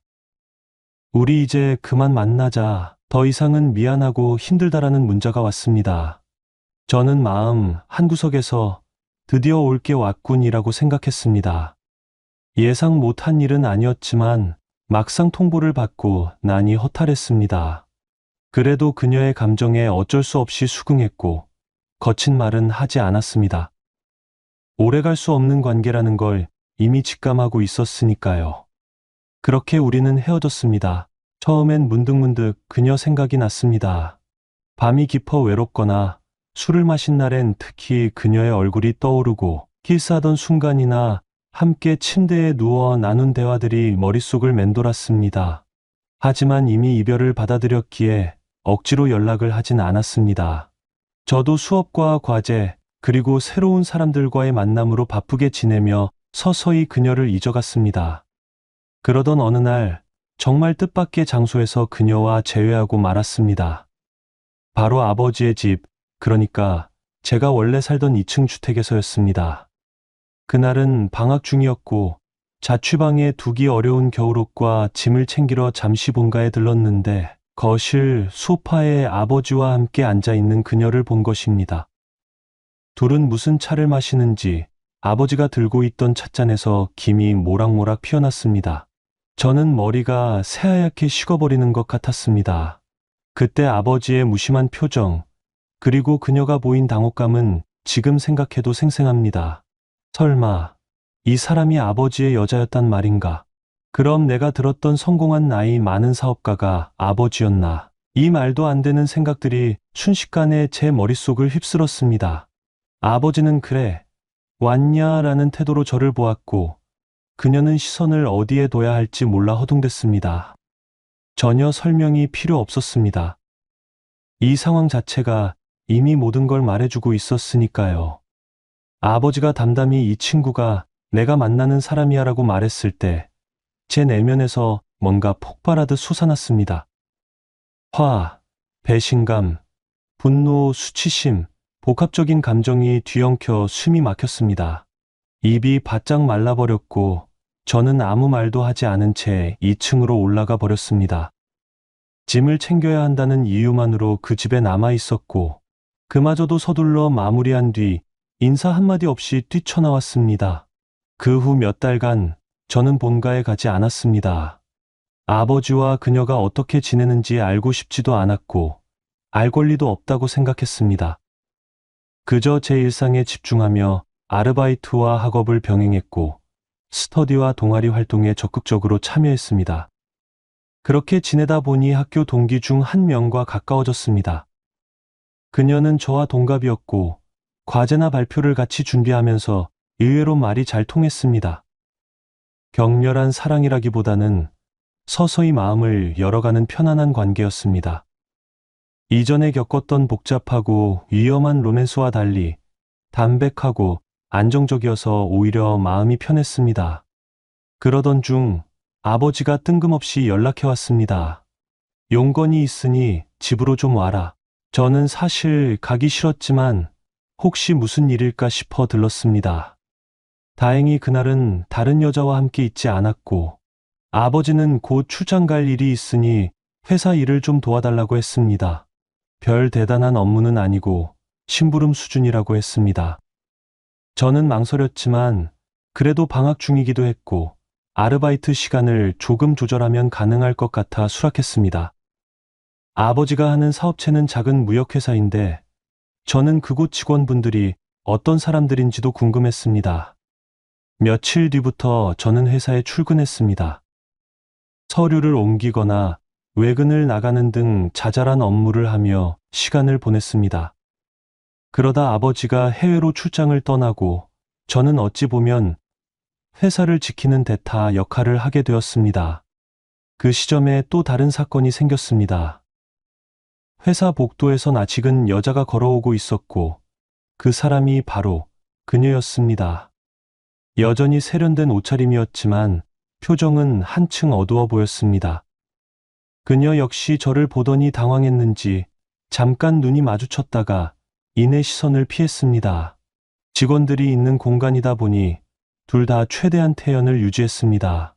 그녀는 안내 데스크에 무언가 서류를 건네고 돌아가려다가 제가 잠깐만요라고 불러서 마주 보게 되었습니다. 저는 마음 한켠에서 아직도 여러 질문이 얽혀 있었습니다. 아버지와 계속 만나고 있는 건가? 왜 여기서 이런 식으로 다시 보는 거지? 궁금증이 너무 컸습니다. 그녀도 잠시 망설이다가 조금만 시간 괜찮아요라고 했고 우리는 회사 근처 조용한 카페로 이동해 이야기를 나누게 되었습니다. 카페에 앉아 마주 보니 얼마 전 거실 소파에서 봤던 장면이 다시금 떠올라서 심장이 두근거렸습니다. 저는 어렵게 입을 뗐습니다. 이제 아버지와는 어떻게 되신 거예요? 그녀는 힘겹게 웃으며 그리고 한숨을 쉬듯 말했습니다. 이제 정리하려고요. 사실 그동안 버티기도 힘들었고 결혼도 계속 거부당했고 무엇보다 당신한테도 정말 면목이 없어요. 그러면서 그녀가 내민 것은 차 키와 방키였습니다. 당신 아버지가 자금도 좀 도와줬고 차도 제공해줬지만 더는 이걸 유지하기 싫어요. 나 미국 갈 거예요. 벌어둔 돈도 있고 당신 아버지가 주신 돈도 조금 있고 그냥 멀리 떠나는 게 낫겠다고 생각했어요. 저는 괜히 마음이 복잡했습니다. 차 키와 방 키를 왜 저한테 라고 묻자 그녀는 당신 아버지가 원래 내게 준 거니까 정리해서 돌려드리든 마음대로 하세요. 더는 내가 가질 이유가 없어요라고 답했습니다. 그 순간 그녀가 얼마나 지쳤는지 그리고 그 관계가 얼마나 기형적이었는지가 생생하게 느껴졌습니다. 아버지는 필요하면 여자를 불러들이고 필요 없으면 차갑게 밀쳐내는 태도를 늘 유지해왔습니다. 그녀는 처음엔 그 경제력을 보고 기대를 품었겠지만 결국 상처만 받고 떠나는 모양새가 되어버린 것입니다. 저는 무슨 말을 해야 할지 몰랐습니다. 단지 어색하게 그래요 알겠어요라고만 했습니다. 그녀는 저를 가만히 쳐다보다가 작은 목소리로 정말 미안했어요. 우리 둘 사이도 이런 식으로 이어졌던 그 모든 게라고 말했습니다. 저는 할 말을 잃었습니다. 그녀가 일어서면서 그럼 난 이만 갈게요. 건강해요라고 작별 인사를 남겼고 저도 마지못해 잘 지내세요라고 작은 목소리로 답했습니다. 그리고 그녀는 제 눈앞에서 사라졌습니다. 그 길로 그녀가 어디로 갔는지는 모릅니다. 정말로 미국으로 갔는지 혹은 다른 지역으로 옮겼는지 다만 그 후로 그녀에게서 연락이 온 적은 없었습니다. 이후 저는 그녀가 남겨놓고 간 차 키와방 키를 챙겨 아버지가 출장에서 돌아오길 기다렸습니다. 아버지가 돌아오자마자 저는 그 물건들을 내밀며 간략히 상황을 설명했습니다.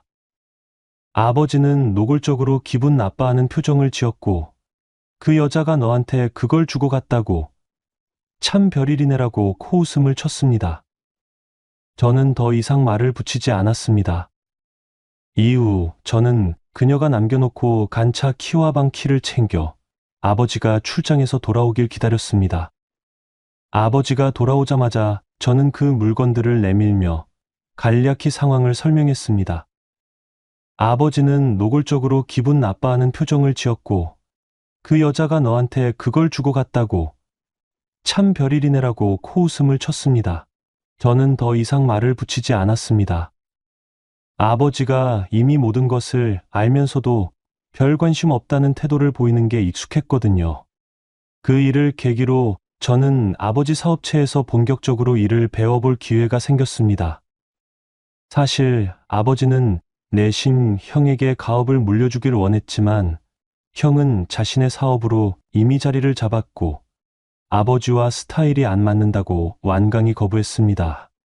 그러면서 형은 저를 따로 불러 차라리 내가 그쪽을 맡아. 내가 계속 밀어내니 아버지가 날 졸라댄다. 너라도 들어가야 아버지가 나를 더 이상 귀찮게 안 할 것 같다고 종용했습니다. 저도 어차피 졸업이 얼마 남지 않았고 취업 문제로 고민하던 참에 아버지 사업을 물려받는 것도 나쁘지 않다고 생각했습니다. 부모를 사랑해서가 아니라 차라리 이 기회를 발판 삼아 제가 주도권을 잡아 미래를 만들어갈 수도 있겠다는 계산이 들었습니다. 형도 내가 회사 잘 키워서 다른 분야로 확장하면 좋지 않겠냐라며 은근히 부추겼습니다. 이 무렵 아버지는 의외로 관대한 태도를 보였습니다. 내가 배우고 싶다면 얼마든지, 대신 내가 하는 방식에 왈가왈부하지 말고 제대로 파고들어라라는 식이었습니다. 회사에는 중간 관리자나 오래 일한 직원들이 있었기에 제가 처음부터 모든 걸 주도할 수는 없었지만 서류 정리부터 해외 바이어와의 미팅 과정까지 차근차근 배우게 되었습니다. 그녀와의 관계는 사실상 비밀로 남았습니다. 아버지도 저도 그녀도 어디 가서 이런 이야기를 떠벌릴 이유가 없었지요. 형이나 주위 사람들도 모릅니다. 단지 형이 어느 날 불쑥 넌 요즘 연애 안 하냐고 물었을 때 저는 어색한 웃음으로 조금 쉬고 있어라고 얼버무렸습니다. 동갑내기 여자친구와도 자연스럽게 멀어졌습니다. 제가 회사 일에 더 시간을 쏟아야 하는 상황이 되자 그녀와의 약속이 자주 취소되었고 끝내는 흐지부지 정리되는 쪽으로 가고 말았습니다. 가끔 밤이 되면 문득 그녀와 보냈던 시간들이 떠오릅니다. 그녀는 늘 묘하게 저를 사로잡았고 한편으론 누구에게도 털어놓기 힘든 슬픔을 간직한 사람처럼 보였습니다. 물론 아버지의 재산과 지위를 보고 접근했을 수도 있지만 그것만으로 설명하기엔 그녀가 보여준 감정들이 너무 진실해 보이던 순간도 있었습니다. 아버지는 여전히 자기 뜻대로 움직이는 인물입니다. 회사 내에서도 독단적인 결정을 내리는 편이고 저와 부딪힐 때도 많습니다. 다만 예전처럼 저를 막무가내로 대하지는 않습니다. 제가 20대 중후반에 들어서면서 아버지도 저를 철부지가 아닌 함께 일할 파트너 혹은 후계자 정도로 여기는 것 같았습니다. 물론 아버지의 본성여자 문제나 폭력적 언행이 완전히 사라진 건 아니지만 적어도 표면적으로는 회사의 이미지 관리 차원에서 절제하는 모습을 보이기도 합니다. 그녀에 대한 이야기는 더 이상 집안에서 언급되지 않습니다. 아버지와 제가 그 주제를 마주하게 될 일도 없고 오히려 서로 쉬쉬하면서 덮어두는 형국입니다. 아버지는 과거부터 수많은 여자를 만났으니 그중 한 명이었을 뿐이라고 치부할 수도 있을 겁니다. 하지만 저에게는 전혀 잊기 쉬운 과거가 아닙니다. 저와 스킨십까지 나누고 진심을 나누려 했던 사람이 결국 아버지의 애인이었으니까요. 그 사실은 꽤 오랫동안 제 내면을 갉아먹었습니다. 회사 업무를 배우면서 저는 해외로 출장을 몇 번 다녀오기도 했습니다. 그 과정에서 새로운 사람들을 만나고 넓은 세상을 경험했습니다. 때때로 매력적인 여성들과 저녁을 함께하는 자리가 생겨도 예전처럼 무턱대고 마음을 주거나 신체적인 관계를 맺는 일은 삼가게 되었습니다. 예전의 사건이 주는 교훈 때문인지 상대방의 의도나 상황을 신중하게 파악하려고 노력하게 되었달까요. 가끔씩 제 일상에 찾아오는 공허함이 있습니다. 성공적인 경영자가 되려면 아버지처럼 냉철해야 할지 아니면 좀 더 사람 냄새 나는 방식을 택해야 할지 고민이 큽니다. 형은 어차피 사업이란 건 돈만 벌면 되는 거니까 너무 감상적으로 접근하지 말라고 조언하지만 저는 그저 돈만 버는 게 전부는 아니라고 느낍니다. 어쩌면 그 가치관의 차이가 아버지나 형과 제가 사는 방식을 갈라놓았는지도 모르겠습니다. 그녀는 마지막으로 저를 만났을 때 미국에 간다고 했습니다. 정말 그곳으로 떠나서 새 출발을 했는지 아니면 또 다른 곳에 머물며 새로운 인연을 만났는지 저는 알 길이 없습니다. 다만 최소한 이제 아버지에게 휘둘리지 않고 본인만의 삶을 살아가고 있기를 바랍니다. 저 역시 더 이상은 그녀를 마음속에 묶어두지 않으려 합니다. 그렇게 시간이 흐르고 세상도 변합니다. 아버지는 여전히 2층 주택에서 살며 때때로 여자를 불러들이는 듯하지만 예전처럼 노골적이진 않습니다. 저는 앞으로도 회사를 이을지 아니면 저만의 방식으로 사업을 변모시킬지 아직 확답을 내리지 못했습니다. 그녀와 제가 함께 보냈던 시간은 결국 저 혼자만의 추억으로 남았습니다. 나중에 제가 한참 더 나이 들어 이 일을 돌아볼 때 어떤 감정을 느낄지 잘 모르겠습니다. 사랑이라기엔 위태로웠고 욕망이라기엔 감정이 너무 깊었으며 그렇다고 미래를 도모한 것도 아니었으니까요. 하지만 그 어정쩡하고 위험했던 관계가 지금의 저를 조금이라도 성장시켜준 건 사실입니다. 이 모든 이야기 끝에 저는 이제 더 이상 그녀를 찾으려 하지도 아버지를 원망하지도 않습니다. 다만 내게 주어진 환경을 최대한 지혜롭게 활용하면서 살겠다는 결심 정도만 가지고 있습니다. 어차피 인생은 한 번뿐이니까요. 언젠가 제가 진정으로 사랑하고 신뢰할 수 있는 사람을 만나 따뜻한 가정을 이루게 된다면 절대 아버지처럼 행동하지 않겠다고 다짐합니다. 폭력과 바람, 무책임으로 얼룩진 가정을 물려주고 싶지 않으니까요. 오늘의 사연 여기까지입니다. 재미있게 보셨다면 구독, 좋아요, 알림 설정 부탁드립니다. 감사합니다.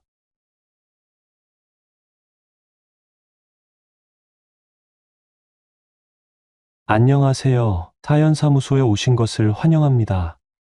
오늘의 사연입니다. 제가 30대 중반, 결혼 4년 차의 남성입니다. 제 아내는 저보다 3살 많고 뛰어난 미모는 아니지만 주변에서 따르는 남자들이 많았습니다. 사실 저는 이 결혼을 하기 전부터 여러 가지 복잡한 감정으로 가득 차 있었습니다. 아내가 처음부터 제 여자가 될 거라고 확신한 것은 아니었지만 제가 회사를 들어가고 그녀와 같은 팀에서 일을 배우게 되면서부터 조금씩 마음을 갖게 되었던 것 같습니다. 처음 아내를 만났을 때 저는 막 신입사원으로 들어간 풋내기였고 그녀는 제 직속 선배였습니다. 실무를 지도해주던 아내의 모습은 상당히 프로페셔널했고 적절한 긴장감과 책임감이 느껴졌습니다. 그녀가 보고서를 검토하는 모습이라든가 거래처와의 통화를 깔끔하게 마무리하는 장면을 보면 정말 멋진 여자구나 하고 생각하기도 했습니다. 어쩌면 그때부터 저는 아내에게 막연한 존경심을 품었던 것 같습니다. 하지만 어느 날 그녀가 회사 앞 주차장에서 누군가와 차를 타고 떠나는 모습을 봤는데 그때 차 안에서 서로 가볍게 키스하고 웃고 떠드는 장면이 제 눈에 들어왔습니다. 마음 한편이 이상하게 쓰렸는데 곧바로 남자친구가 있구나라는 생각이 스쳤습니다. 그러다 보니 자연스럽게 실망감이 따라왔습니다. 그때 왜 그렇게 실망감이 크게 다가왔는지 저도 잘 모르겠습니다. 사람 마음이란 참 묘하더군요. 그런데 참 사람 일이라는 건 예상치 못한 곳에서 변곡점을 맞게 되는 법이더군요. 그녀와 함께 프로젝트를 진행하며 시간을 보내는 일이 잦아졌고 자연스럽게 대화가 늘어나기 시작했습니다. 모르는 걸 질문하면 아내는 친절하면서도 깐깐하게 설명해 주었고 회사 생활의 노하우나 인간관계에서 주의할 점도 하나하나 알려주었습니다. 그러면서도 어느 날은 오늘도 야근인가요? 너무 무리하지 마세요라고 걱정 어린 말을 건네기도 했습니다. 그런 사소한 배려가 제 마음을 자꾸만 흔들었습니다. 시간이 흘수록 저는 아내를 향한 호감이 무르익었지만 이미 남자친구가 있는 사람에게 함부로 다가가는 건 예의가 아니라고 생각했습니다. 그녀 역시 자신의 연애 이야기를 사석에서 드러내진 않았지만 한 번은 제가 슬쩍 선배는 어떤 남자 좋아하세요? 라고 물었더니 1년 넘게 만나고 있는 남자친구가 있다고 조심스럽게 얘기하더군요. 그때 저는 더욱 힘들어졌습니다. 이미 마음은 깊어지고 있는데 현실적인 상황은 제가 끼어들 틈이 없어 보였기 때문입니다. 하지만 사람 마음이 참 간사한지라 저는 그녀에게 오히려 더 관심을 갖게 되었습니다. 그리고 호시탐탐 기회를 엿보았습니다. 그녀가 남자친구와 잘 지내는지, 혹시 힘든 일은 없는지 살펴보면서도 제 속마음을 숨기려 애썼습니다. 어느 날 점심시간에 그녀와 둘이서 식사를 하고 회사로 복귀하던 길이었습니다. 엘리베이터 앞에서 그녀 휴대전화가 울렸는데 화면을 보니 남자친구로부터 온 전화였습니다. 그녀는 저를 보고 먼저 올라가세요라며 살짝 미소 지었지만 미소 뒤에는 어딘가 모르게 피로감이 서려 있었습니다. 직감적으로 뭔가 심상치 않다는 생각이 들었습니다. 그래서 저는 2층에서 내린 뒤 계단을 통해 몰래 다시 내려가 보았습니다. 1층 계단실 입구 쪽에서 그녀가 통화를 하고 있었는데 내용이 심각했습니다. 결혼을 앞두고 있었다는 사실을 그때 확실히 알게 되었고 집 마련 문제, 대출 문제, 양가 부모님 사이의 갈등 등 현실적인 문제들이 산적해 있었습니다. 그녀는 점점 짜증이 섞인 목소리로 왜 그것도 못해줘? 나도 어느 정도는 맞추고 있는데 너는 왜 계속 미루기만 해? 라며 남자친구에게 토로하고 있었습니다. 남자친구 쪽에서 어떤 말을 했는지 정확히 들리진 않았지만 결혼 준비가 순탄치 않아 보였습니다. 그리고 대화의 끝은 서로 감정이 격해져서 고성이 오가다 뚝 끊기는 것으로 끝났습니다. 일단 저는 아무 일도 없었다는 듯이 사무실로 올라왔고 그녀가 천천히 들어올 때쯤 의도적으로 모른 척 일에 집중하는 척했습니다. 그날 오후 그녀는 유독 말이 없었고 업무에만 몰두하는 듯 보였습니다.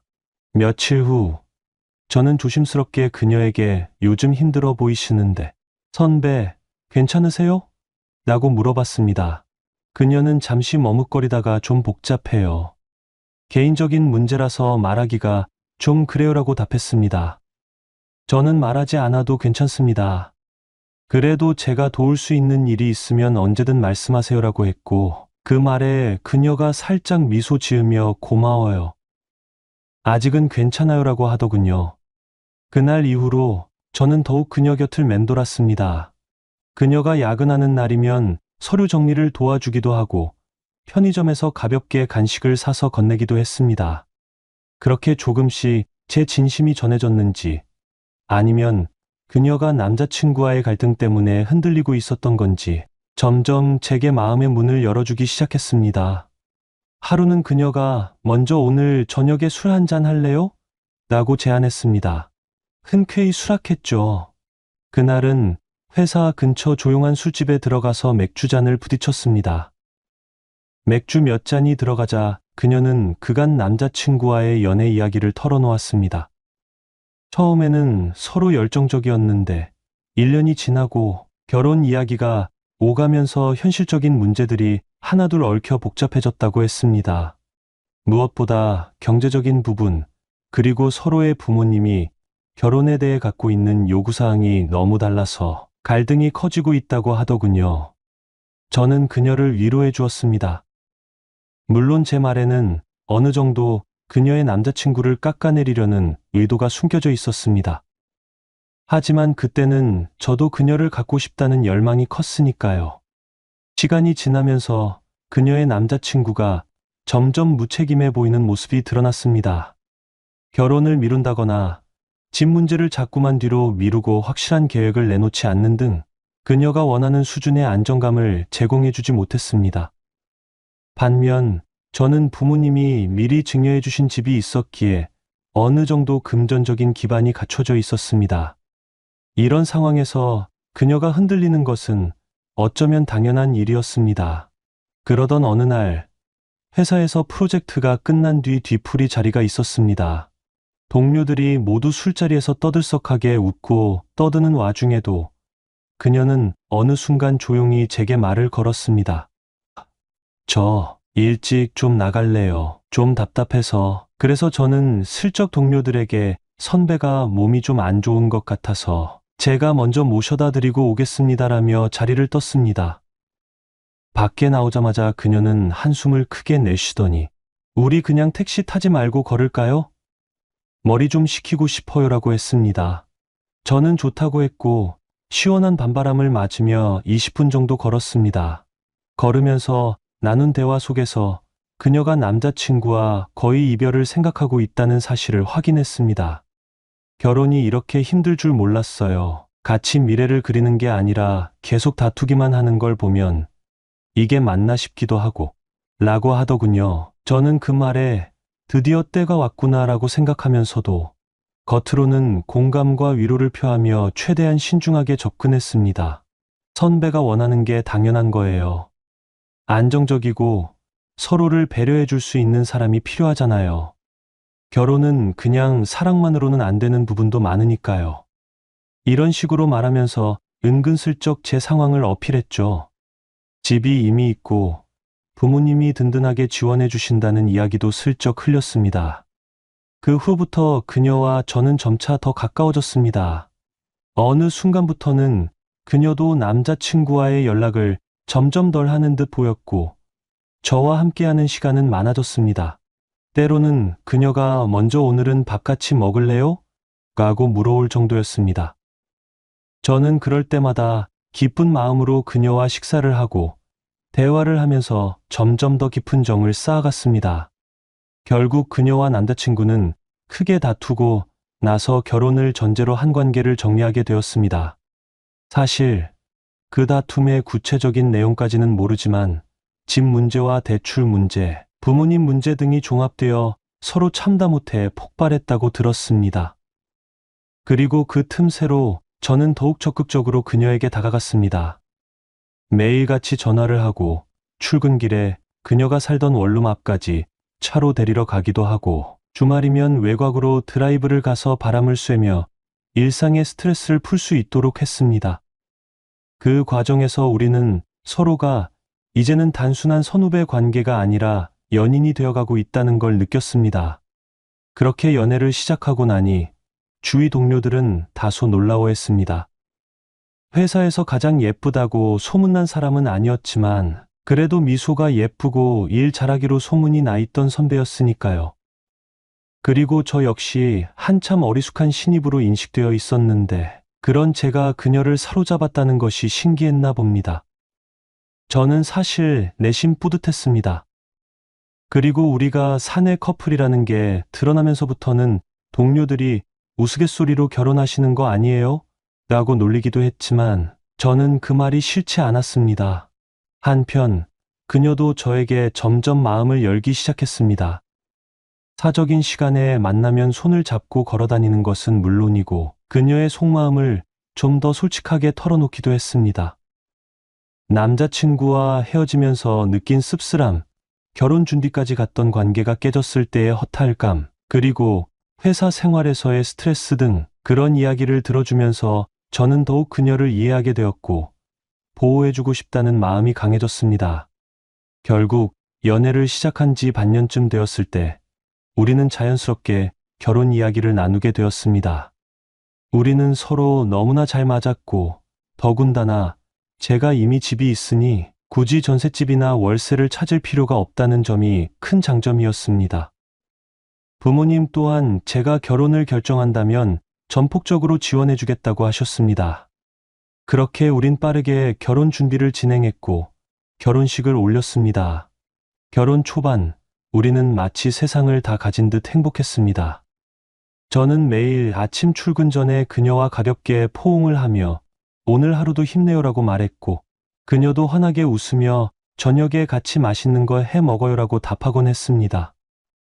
하지만 그 행복은 그렇게 오래가지 못했습니다. 얼마 지나지 않아 아내가 임신을 하게 되었고 임신 초기부터 입덧과 여러 몸의 변화로 인해 힘들어했습니다. 특히 아내가 회사에 다니면서 임신을 관리하기가 쉽지 않았고 결국 회사와 상의 끝에 퇴사를 결정했습니다. 이때부터 우리의 생활 방식이 크게 변했습니다.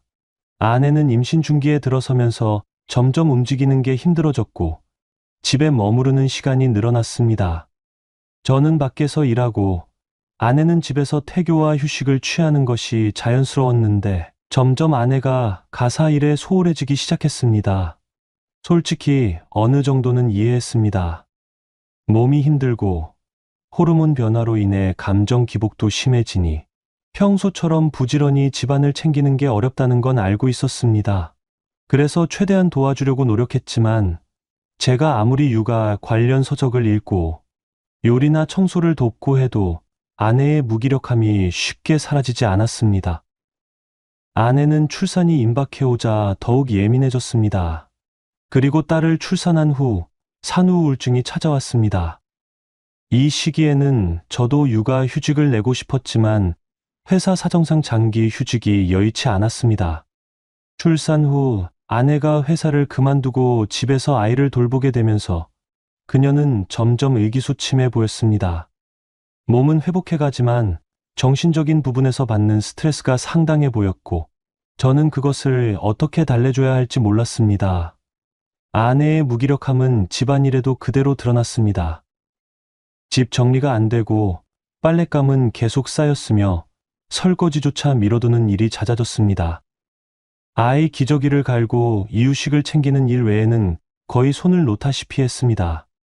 그러니 퇴근 후 집에 돌아오면 저는 곧바로 아이를 돌보고 집 정리를 하는데 매달려야 했습니다. 처음에는 아내를 이해하려고 노력했습니다. 산후우울증이라는 게 쉽게 극복되는 문제가 아니니 시간이 필요하다고 생각했죠.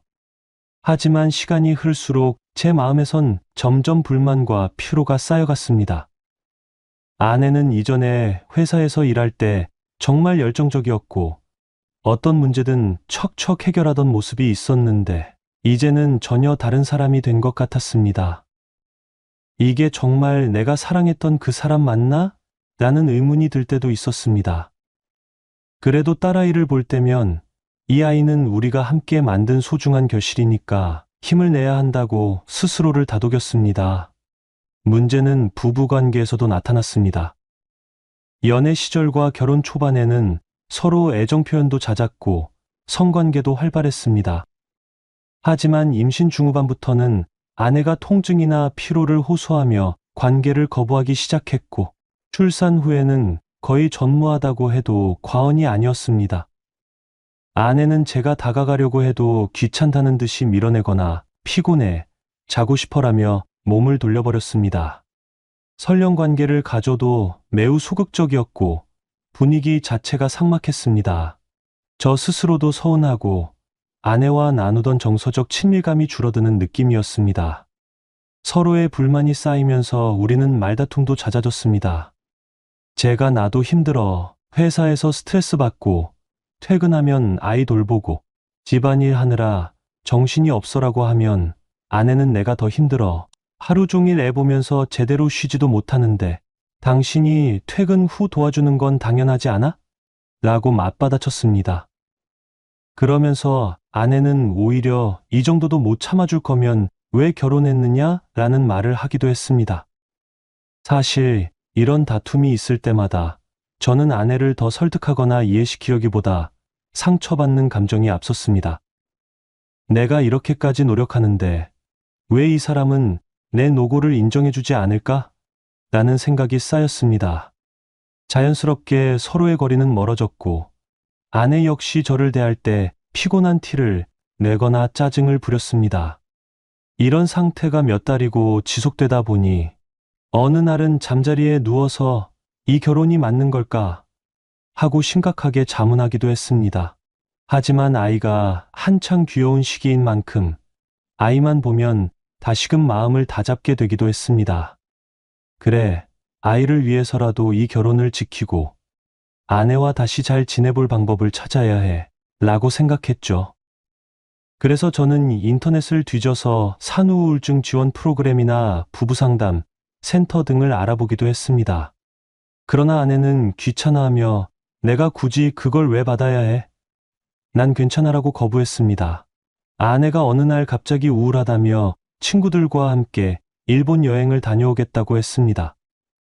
처음에는 선뜻 이해가 되지 않았지만 산후우울증과 육아, 스트레스로 힘들어하던 아내가 잠시 바람을 쐬고 오면 기분이 나아질 거라는 생각도 들어서 마지못해 허락했습니다. 장모님이 며칠간 우리 아이를 돌봐주기로 하셨고 아내는 가벼운 짐을 챙겨 떠났습니다. 처음 며칠은 연락이 잘 되다가 시간이 지날수록 아내의 연락이 드문드문해졌습니다. 일본 여행이 길어지고 통화조차 일정이 맞지 않는다며 몇 번 스쳐 지나가던 말이 끊기기도 했죠. 그때부터 저는 마음 한구석에서 뭔가 불안감이 스멀스멀 올라왔지만 그래도 우울증을 겪던 사람이니 마음껏 쉬다 오라고 생각하며 일심을 떨쳐내려 했습니다. 그러던 중 아내가 귀국한 날은 의외로 기분이 좋아 보였습니다. 먼저 살갑게 제게 다가와 잘 지냈어 라며 웃고 아이에게도 환한 얼굴로 안부를 건넸습니다. 몇 달 전만 해도 집안일에 무기력해 보이던 아내가 갑자기 부지런해져서 가사를 돕기 시작했습니다. 심지어 오랫동안 거의 없었던 부부관계도 몇 번이나 시도하게 되었습니다. 저로서는 당혹스러우면서도 한편으로 안도감이 들었습니다. 아, 아내가 정말 재충전을 하고 온 모양이구나. 이제야 우리 사이도 회복되는구나라는 기대감이 생겼습니다. 그렇게 한동안 평온한 일상이 이어지나 싶었는데 아내가 어느 날 갑자기 몸이 좋지 않아 병원에 들렀고 임신 판정을 받았습니다. 저는 당연히 기쁜 마음에 축하해라고 했지만 아내의 표정은 썩 밝지 않았습니다. 이유를 물어보니 첫째 때 산후우울증으로 고생했는데 이제 겨우 마음을 추스르려는 와중에 둘째를 갖게 되어 겁이 난다는 것이었습니다. 저는 그런 아내를 다독이며 걱정 마. 내가 더 신경 쓸게. 첫째 때보다 더 도와줄 테니 힘들 때마다 말해줘라고 달랬습니다. 그 순간만큼은 정말 둘째 아이가 우리 가정의 새 희망이 될 거라고 믿었습니다. 그러나 미묘한 사건들이 포착되기 시작했습니다. 아내가 일본에서 돌아올 때쯤 휴대폰을 침수로 잃어버렸다고 했습니다. 바닷물이라서 완전히 부식되었다고 말하며 새 휴대폰으로 교체했는데 수리조차 맡기지 않은 채 그냥 버렸다는 겁니다. 처음에는 그럴 수도 있겠다 싶었지만 시간이 지나면서 왠지 찝찝한 기분이 들었습니다.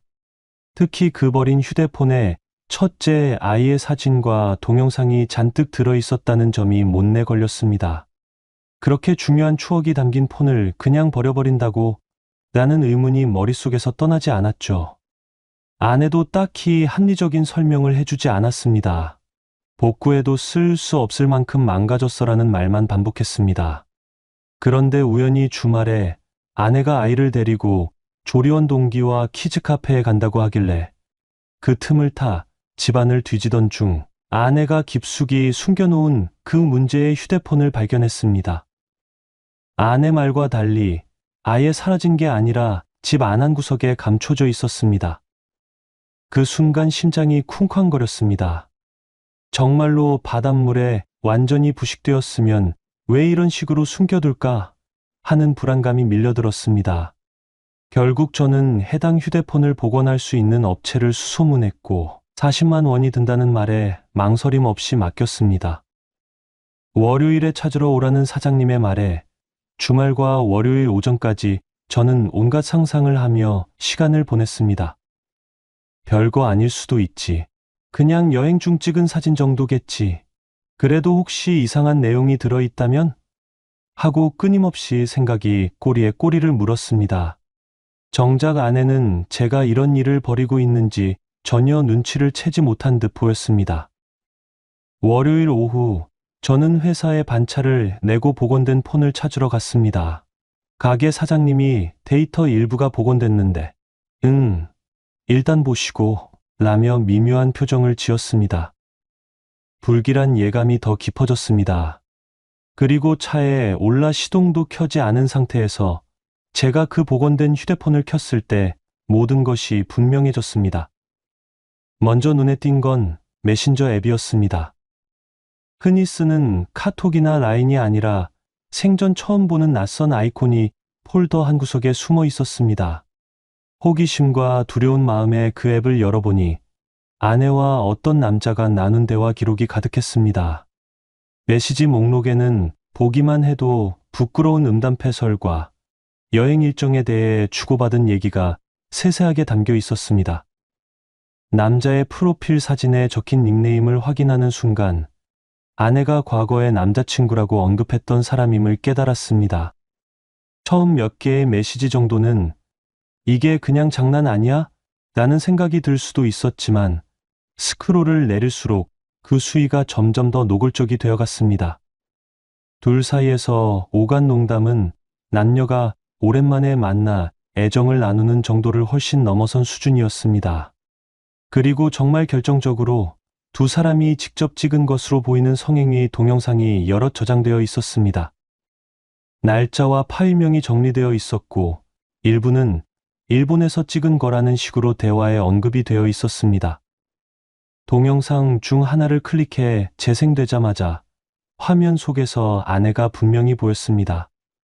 호텔 침대처럼 보이는 곳에서 그 남자와 너무나 친밀한 스킨십을 주고받고 있었습니다. 아내는 남자와 격정적으로 몸을 섞고 있었습니다.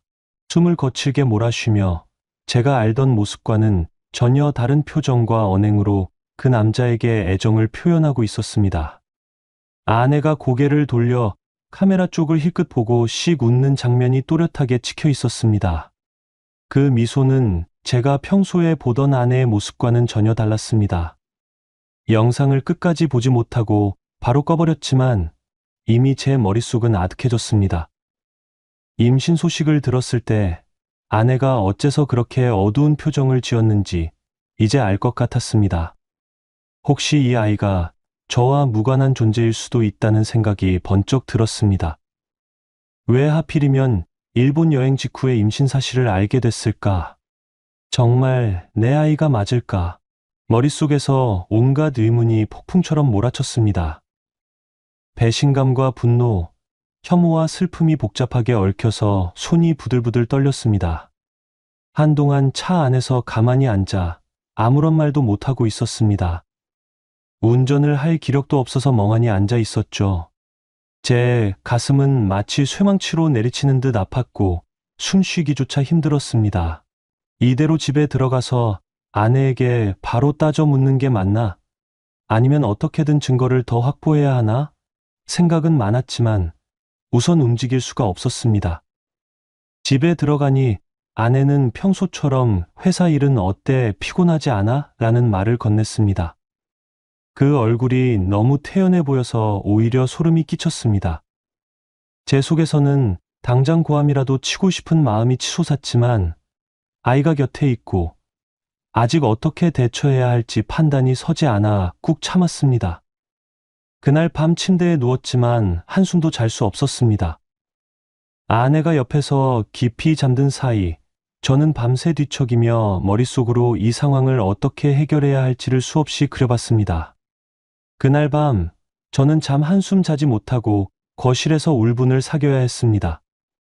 아침이 되어 저는 회사에 휴가를 내고 아내와 단둘이 대화를 시도했습니다. 처음에는 당신, 나한테 할 말 없어? 라며 은근히 떠봤습니다. 아내는 뜬금없는 질문에 잔뜩 긴장한 표정을 지었습니다. 제가 여행은 재미있게 다녀왔어 라고 물어보니 아내는 애써 침착함을 유지하려다 친구들이랑 놀다가 스트레스를 좀 풀고 왔어라고 답했습니다. 저는 휴대폰을 꺼내 문제의 메신저 앱 아이콘을 아내에게 보여주며 이거 내가 다 봤어라고 말했습니다. 그러자 아내의 얼굴이 순식간에 새하얗게 질리면서 말문이 막혔습니다. 결국 눈물을 뚝뚝 흘리며 한 번 실수였어. 그냥 정신이 없어서 그랬어라고 중얼댔지만 이미 저는 모든 메시지와 동영상을 확인했기에 이게 단순한 한 번의 실수가 아님을 알고 있었습니다. 여러 차례 남자를 만났고 성적인 언급이 오고 간 횟수도 한둘이 아니었습니다. 언제부터 그랬던 거야? 라는 제 물음에 아내는 아무 대답도 하지 못했습니다. 고개를 숙인 채 죄인처럼 떨고 있었습니다. 그 침묵이 오히려 모든 것을 웅변해줬습니다. 저는 분노에 목이 메었고 당장이라도 큰 소리를 치고 싶었지만 아이가 깰까봐 그러지 못했습니다. 참담한 심정으로 저는 난 이걸 절대 용서 못해라는 말을 남기고 방을 나왔습니다. 며칠간 우리 집안에는 차가운 공기가 감돌았습니다. 아내는 눈물로 용서를 구했지만 배신당한 제 마음은 이미 냉정해질 대로 냉정해져 있었습니다. 그리고 결정적으로 현재 아내가 임신하고 있는 둘째 아이가 정말 제 아이일지도 의심스러웠습니다. 아내는 당연히 당신 아이지 다른 사람이랑 그런 일이 있다고 해서 라며 말끝을 흐렸지만 이제 저는 그 어떤 말도 고지곳대로 믿을 수 없게 되었습니다. 결국 저는 이혼을 결심했습니다. 이대로는 도저히 아내와 같은 공간에 있을 수 없다는 생각이 들었습니다. 아내는 기세등등하던 태도를 버리고 갑자기 무릎을 꿇고 한 번만 기회를 달라 다시는 이런 짓 안 하겠다며 빌었지만 제 가슴에 이미 깊이 박힌 배신감과 환멸은 지워지지 않았습니다.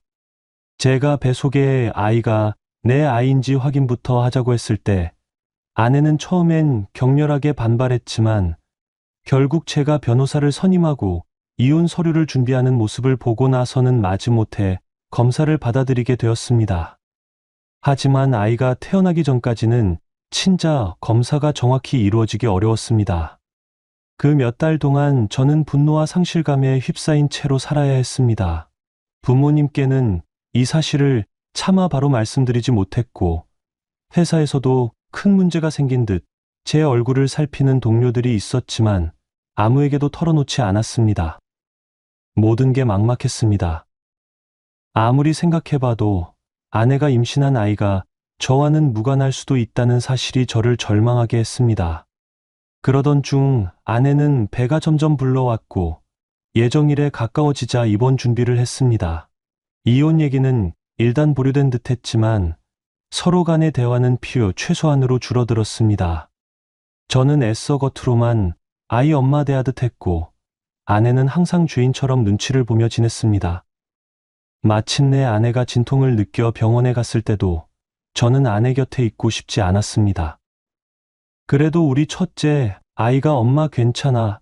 라고 물어볼 때마다 마음 한구석이 쓰려서 최대한 담담한 표정을 지으려 노력했습니다. 결국 둘째 아이가 세상에 나오던 날 저는 마지못해 병원에 갔습니다.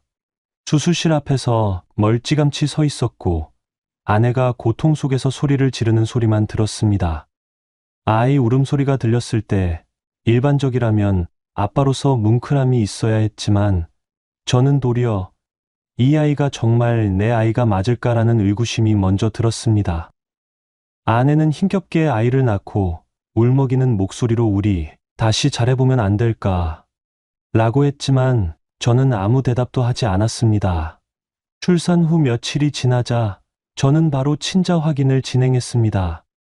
아내가 반대해도 강행할 작정이었고 아내도 이제는 모든 것을 체념한 듯 제게 협조했습니다.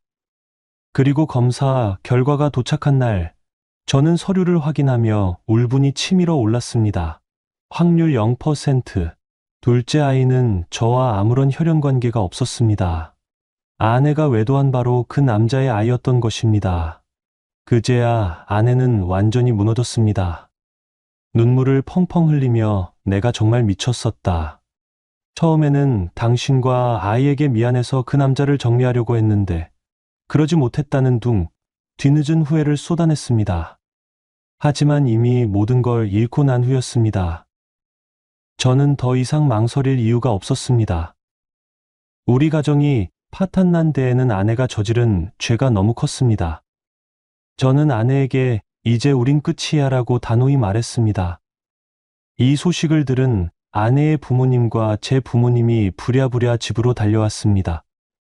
장인어른은 처음에는 아내를 호되게 꾸짖다가 곧 저에게도 그래도 아이들을 생각해서 한 번만 더 기회를 주면 안 되겠느냐고 사정했습니다. 제 부모님도 손주들 생각에 갈등이 컸습니다. 첫째 아이는 분명 제 아이였고 아내와 관계가 완전히 깨지면 아이가 상처받을 테니까요. 그러나 저는 이미 몇 달을 고뇌하고 영상을 보고 대화 내용을 확인하면서 진작에 마음이 떠나 있었습니다. 결국 이혼을 결심한 저는 변호사를 통해 법적 절차에 착수했습니다. 아내는 정말 잘못했다며 오열하고 둘째 아이를 안고 이 아이가 무슨 죄냐며 울었지만 저는 그 아이가 제 아이가 아니라는 사실이 확인된 이상 어떤 책임도 질 수 없다고 판단했습니다. 오히려 그 아이를 볼 때마다 아내가 다른 남자와 촬영까지 하며 쾌락을 즐겼다는 사실이 떠올라 분노가 치밀었습니다. 법원에서는 제 사정을 고려해 첫째 아이 양육권을 아내 쪽에 두고 제가 면접 교섭권을 갖는 것으로 조정하자는 안을 제시했습니다. 저 역시 혼자서 아이를 키울 준비가 되어 있지 않았고 아이가 아직 어리니 엄마의 손길이 필요하다는 판단이었습니다. 그렇게 합의하는 데에도 꽤 오랜 시간이 걸렸습니다. 부모님이나 장인장모님 모두 막판까지 결별을 막으려 했지만 이미 서로 간의 신뢰가 완전히 깨진 상태였기에 더 이상 되돌아갈 길이 없었습니다. 결국 재판을 거쳐 이혼 판결이 났고 우리는 법적으로 남남이 되었습니다. 아내는 마지막으로 사인을 하며 정말 미안하다. 아이에게만큼은 좋은 아빠가 되어달라고 울먹였지만 제가 냉랭한 태도로 서류를 집어들었을 때 그 눈물은 이미 제 마음에 아무런 파동도 일으키지 못했습니다. 그 후 저는 부모님 집에서 지내면서 한 달에 몇 번씩 약속된 날에만 첫째 아이를 만나고 있습니다. 아이가 아빠, 왜 엄마랑 같이 안 살아? 라고 물어볼 때마다 저는 어른들 사정이 있어서 그래. 그래도 아빠는 항상 널 사랑해라고 애써 설명하지만 아이가 더 자라서 상황을 알게 되면 어떤 반응을 보일지 걱정입니다. 아내는 둘째 아이를 키우고 있지만 그 아이의 아빠는 책임질 마음이 없으며 그 남자와는 이미 연락이 끊긴 것 같다고도 하더군요. 장인장모님은 그 아이도 결국은 자신들의 손주이기에 돌봐주고 있지만 분노와 슬픔이 뒤섞인 복잡한 감정에 시달리고 있다고 합니다. 결국 이 파국은 아내의 외도로부터 시작되었고 가장 큰 희생자는 저와 아이들 그리고 양가 부모님이 되어버린 셈입니다. 솔직히 아직도 가슴 한편이 무겁습니다. 첫째 아이를 볼 때마다 이렇게 사랑스러운 아이에게 내가 어떤 상처를 준 걸까 싶어 괴롭습니다. 그러나 아내가 저지른 배신과 거짓말, 그리고 그 남자와 성관계를 맺고 영상을 찍어 공유한 사실을 떠올리면 도저히 용서의 마음이 생기지 않습니다. 이제는 그 모든 것을 잊고 아이와 제 삶을 잘 꾸려나가는 것만이 제가 할 수 있는 최선일 것입니다. 부모님은 시간이 지나면 상처가 옅어질 거라고 말씀하시지만 글쎄요. 한번 무너진 믿음이 쉽게 복구될 것 같지는 않습니다. 저는 아내를 진심으로 사랑했고 결혼 후 함께 아이를 키우며 행복하게 살 줄 알았습니다. 하지만 그 기대는 처참히 무너졌고 저는 한 번에 10년쯤 늙어버린 기분이 듭니다. 미래에 대한 고민도 큽니다. 다시 결혼 같은 건 상상도 안 되고 혹시 또다시 이런 일이 반복될까 두려운 마음도 있습니다. 그렇다고 해서 우울감에 빠져 있을 수도 없습니다. 저에게는 아직 한창 자라야 할 아이가 있고 아이의 아빠로서 책임을 다해야 하니까요. 제가 이혼을 택하기까지 과정은 너무나 고통스러웠지만 그 결정 자체를 후회하진 않습니다. 이미 가족이라는 틀이 깨져버렸고 제가 아내와 계속 함께 있었다면 감정적으로나 정신적으로나 모두가 더 큰 지옥을 경험했을 것입니다. 저는 이제 아이와의 추억을 차곡차곡 쌓아가며 힘들지만 새로운 인생을 살려고 합니다. 아이를 만나러 갈 때마다 짧은 시간이지만 함께 놀아주고 아이가 원하는 걸 사주기도 하며 애정을 표현하려고 합니다. 제 잘못이 아니어도 이혼으로 인한 책임감과 죄책감은 제 몫이니까요. 제 마음 한구석에는 아직도 상처가 깊게 배어 있겠지만 시간이 흐르면 언젠가는 조금씩 아물어가리라 믿어봅니다. 이렇게 길고도 복잡한 이야기를 털어놓았습니다. 오늘의 사연 여기까지입니다. 재미있게 보셨다면 구독, 좋아요, 알림 설정 부탁드립니다. 감사합니다.